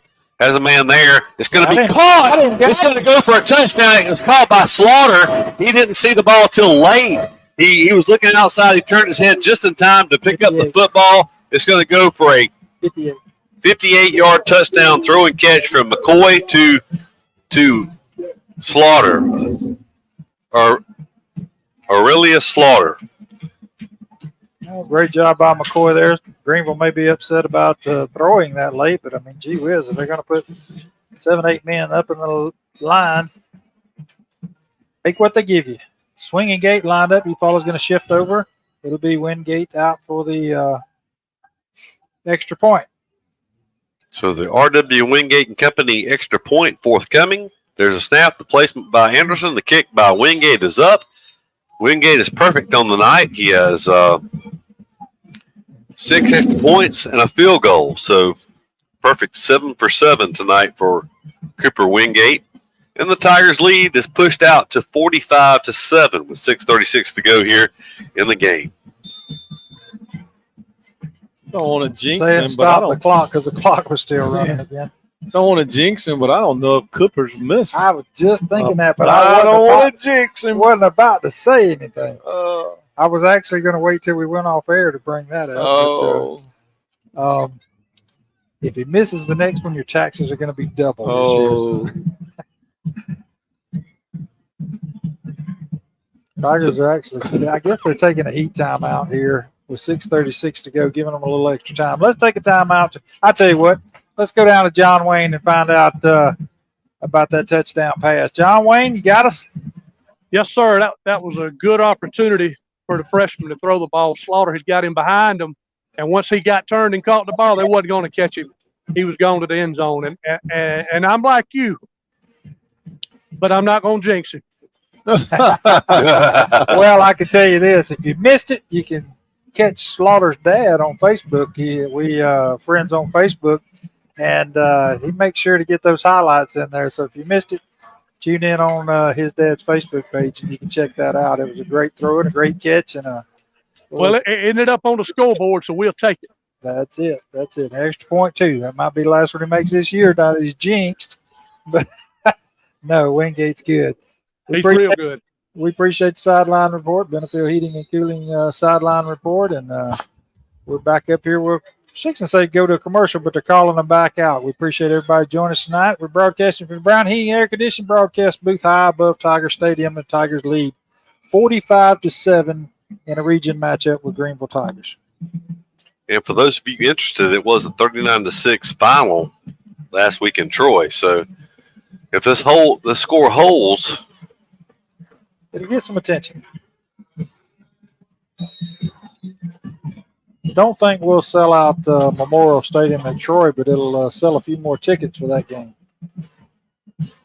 Wingate's kick is up. It's going to come down the middle this time, hit the ground, bounces away from the return man, finally scooped up to the 16-yard line. He's going to be taken down, bulldog down about the 27-yard line and all the way across the field. Cannot get the number of the Tiger who made that tackle. It'll be Greenville with a first and 10 from the 27-yard line. 6:28 to go here in the game tonight. 45-7, the Tigers lead. Tigers will run their record to 3-1. It'll be the third straight victory in a row for the Tigers following the opening week loss to Enterprise. I was just talking about McCoy throwing the ball late. You know what? Come to think of it, Greenville's still been airing it out. So yeah, we'll see if they wave the flag and run the ball here. And if they do, I'm sure Eufaula will do the same thing.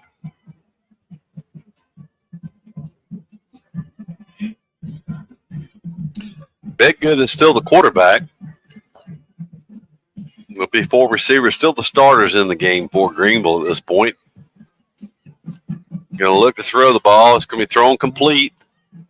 On the far sideline, it's going to be a gain of 6 or 7 yards. And I'll tell you, Doug, I mean, Greenville's offense has been very slow this year. They put up a grand total of 13 points this season through almost 3 full games. So I'm sure they're trying to work on their timing and some of the things they need to work on to for future games. But like you said, they're going to still throw the ball. It's kind of hard to wholesale substitute if you're Eufaula. And it's just a different Greenville, different uniforms. And you used to seeing them run the ball so effectively.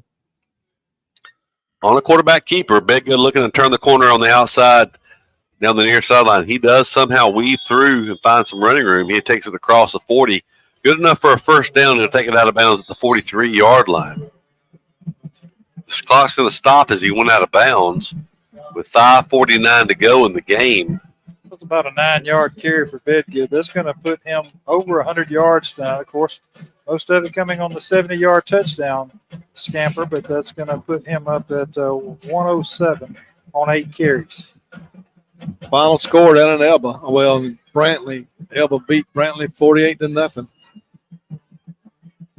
A lot of substitutions. He rides the back, and Bedgood going to keep it and be stopped for no gain this time.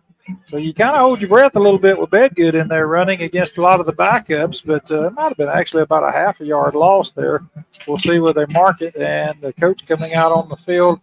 I'm not sure if that's Bedgood, but somebody's going to have to. It is Bedgood who stayed down for just a second. He's going to have to check out at least for this play.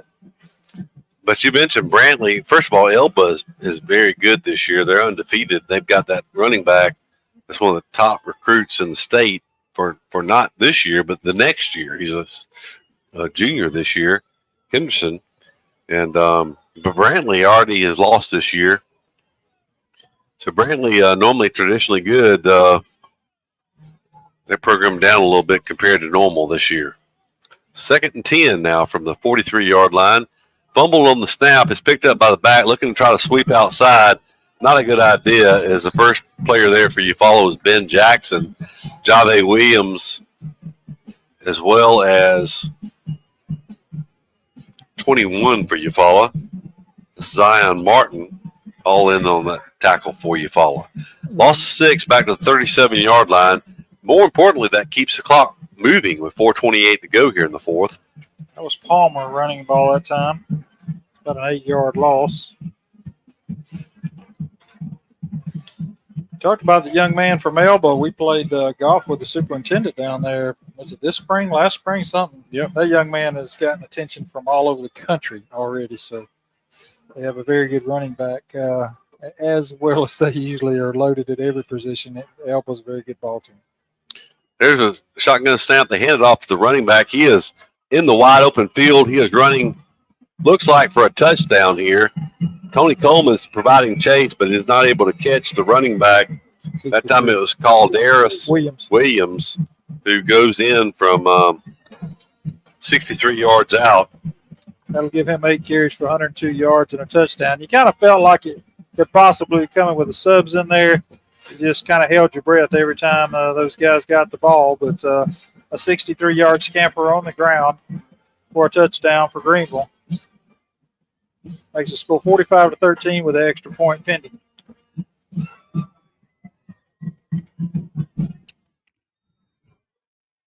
That's two players that have really good speed for them. He ran away from the defense that time. Bedgood did on his 70 yards. That's a 70-yard and a 73-yard touchdown run for Greenville tonight.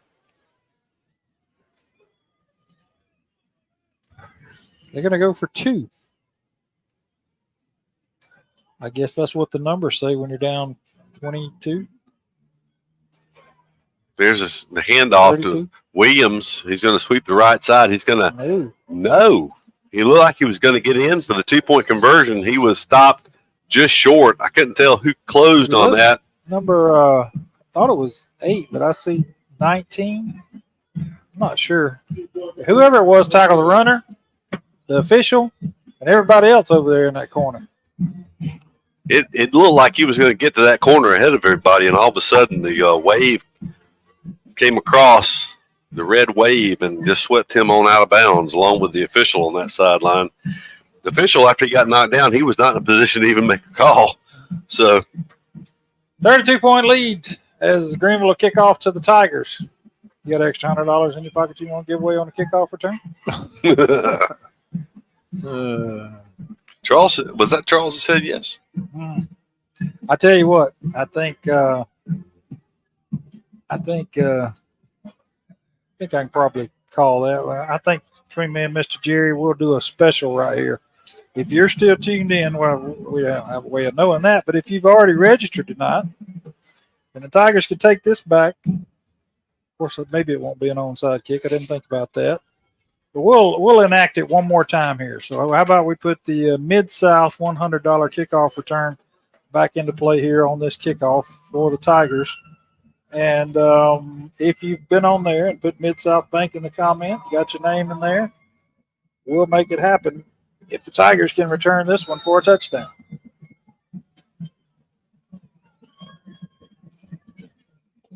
It's a pooch kick. It's going to come down at the 22-yard line. It's picked up.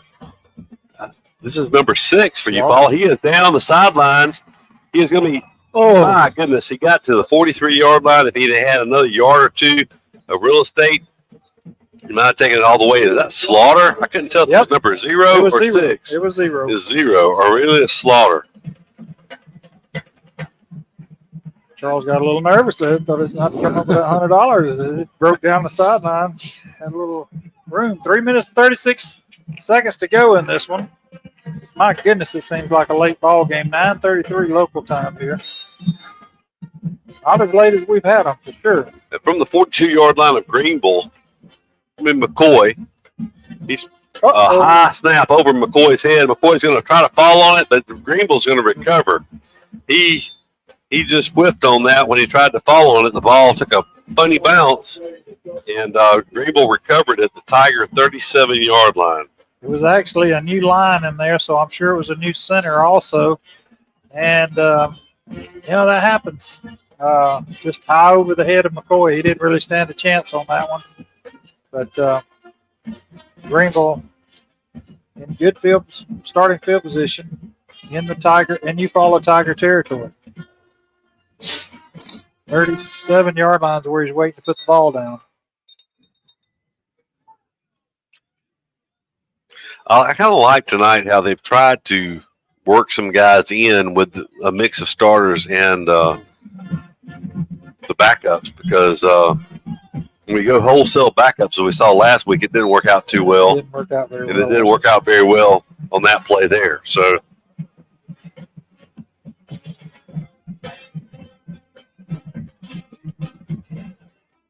from the 37-yard line of Eufaula played a pretty clean game tonight as far as turnovers until that one. But Greenville still with their starting quarterback in the game. They have 3 receivers to the right. They were moving. They're not going to throw a flag, though. He's going to throw it deep. Has a man there. It's going to be intercepted. It's going to be Tony Coleman with the interception down the 5-yard line of Eufaula. So in the last 3 plays, we've had a touchdown run, we've had a fumble on the snap, then we had an interception. So we keep flipping back and forth on possessions here, Doug. So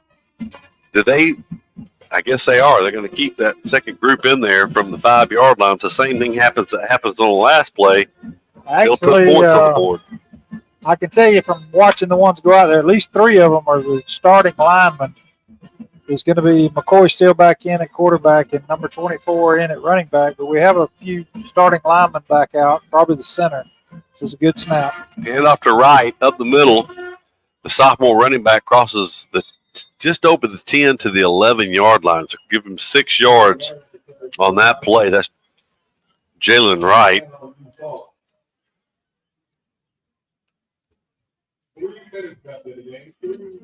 That's right. 6 carry on the night. He has 32 yards on 6. I'd love to see him break a long one here. Tiger's going to let the play clock run down. 2 minutes and 50 seconds on the game clock. Under 20 seconds on the play clock.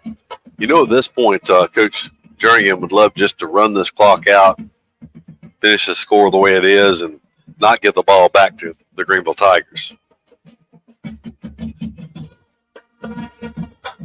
Hand off to Wright again. Wright hits the second level, keeps his feet on good second and third effort, takes it across the 20 to the 23-yard line.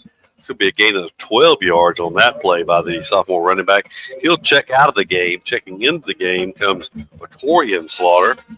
Well, if they don't use any timeouts, Greenville does have 3 timeouts. Tigers have 2 timeouts. You should be able to do it here with a 40-second play clock, just running it up the middle. It should be close. I'm not going to say they can take it all the way. 23 seconds left here. That'll take it down to about 1 minute and 45 here. Tigers aren't going to run it all the way down.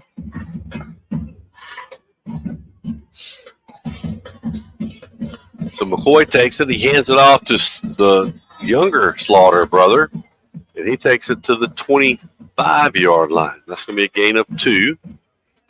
It's just a half-second difference in that handoff and getting started out with the backup backfield, and it's allowing the ends to close down hard and make the play.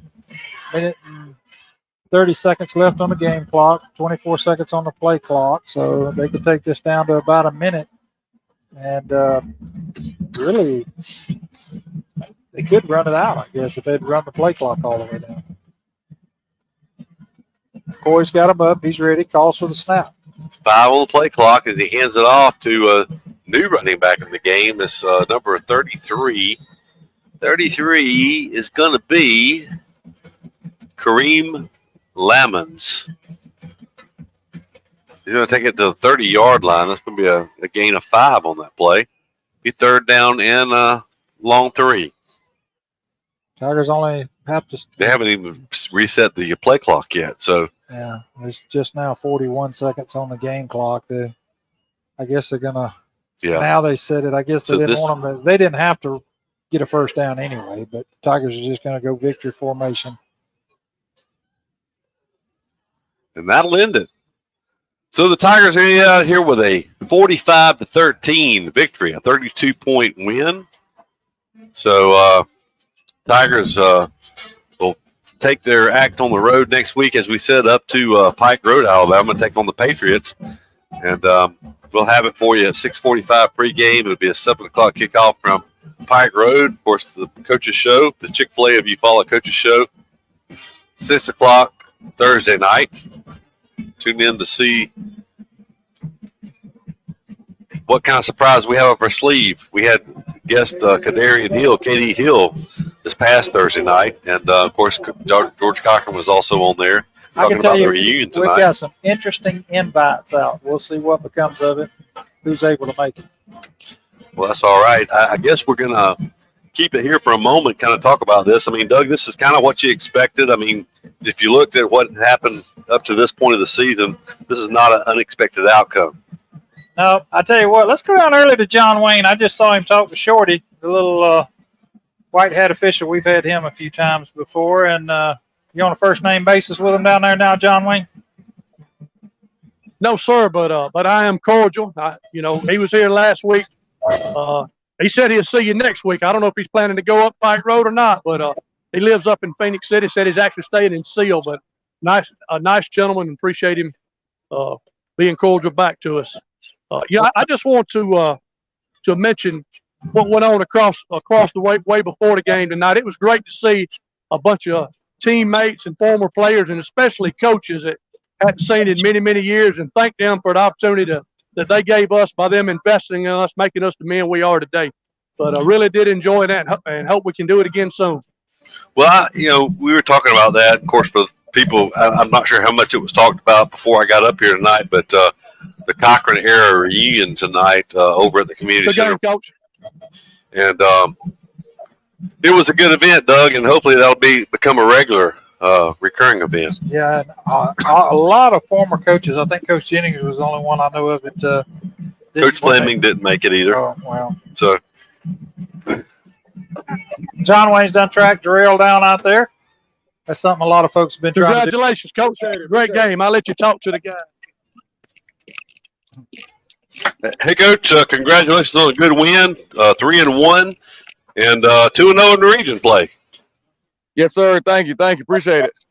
So anything surprise you about the game tonight? I mean, a great first half from Red, four touchdowns on the ground, another special teams score tonight. So overall, a great effort. Yeah, I'm proud of the boys. First half, we came out playing really good. That second half right there was a little sloppy for us. Too sloppy, too many penalties, too many turnovers that second half. So I wasn't really pleased with that second half right there. Well, you always have to have something to coach them up on next week. So you got something to work on as we head to Pike Road. Yeah, that's right. That's right. Go back to we watched film on Sunday and dig into the film, especially that second half right there. I wasn't really pleased, especially with the offense right there. And we had too many mistakes, too many penalties. And like I said, high snaps and stuff like that. I tried to get my twos some work, and that didn't work out the way I wanted to, so we had to put the ones back in. That's right. Yeah, we could tell from up here, and you kind of had it mixed in, some reserves along with some starters. That seemed to work pretty good, but just never could find the rhythm again. Like we had in the first half, four possessions, 4 touchdowns in the first half. Can't do any better than that. So really took care of business the first 24 minutes and just kind of rode this one out. So good win. We congratulate you on the third win of the season, and we'll be tied for no worse than first place 2 after tonight. Yes, sir. You're right. I appreciate it. Yes, sir. Well, you have a good weekend, and we'll talk to you Thursday night. Y'all do the same. Go Tigers. Go Tigers. So, Charles, that's going to wrap up another broadcast. Any final thoughts on the game tonight? Well, we won.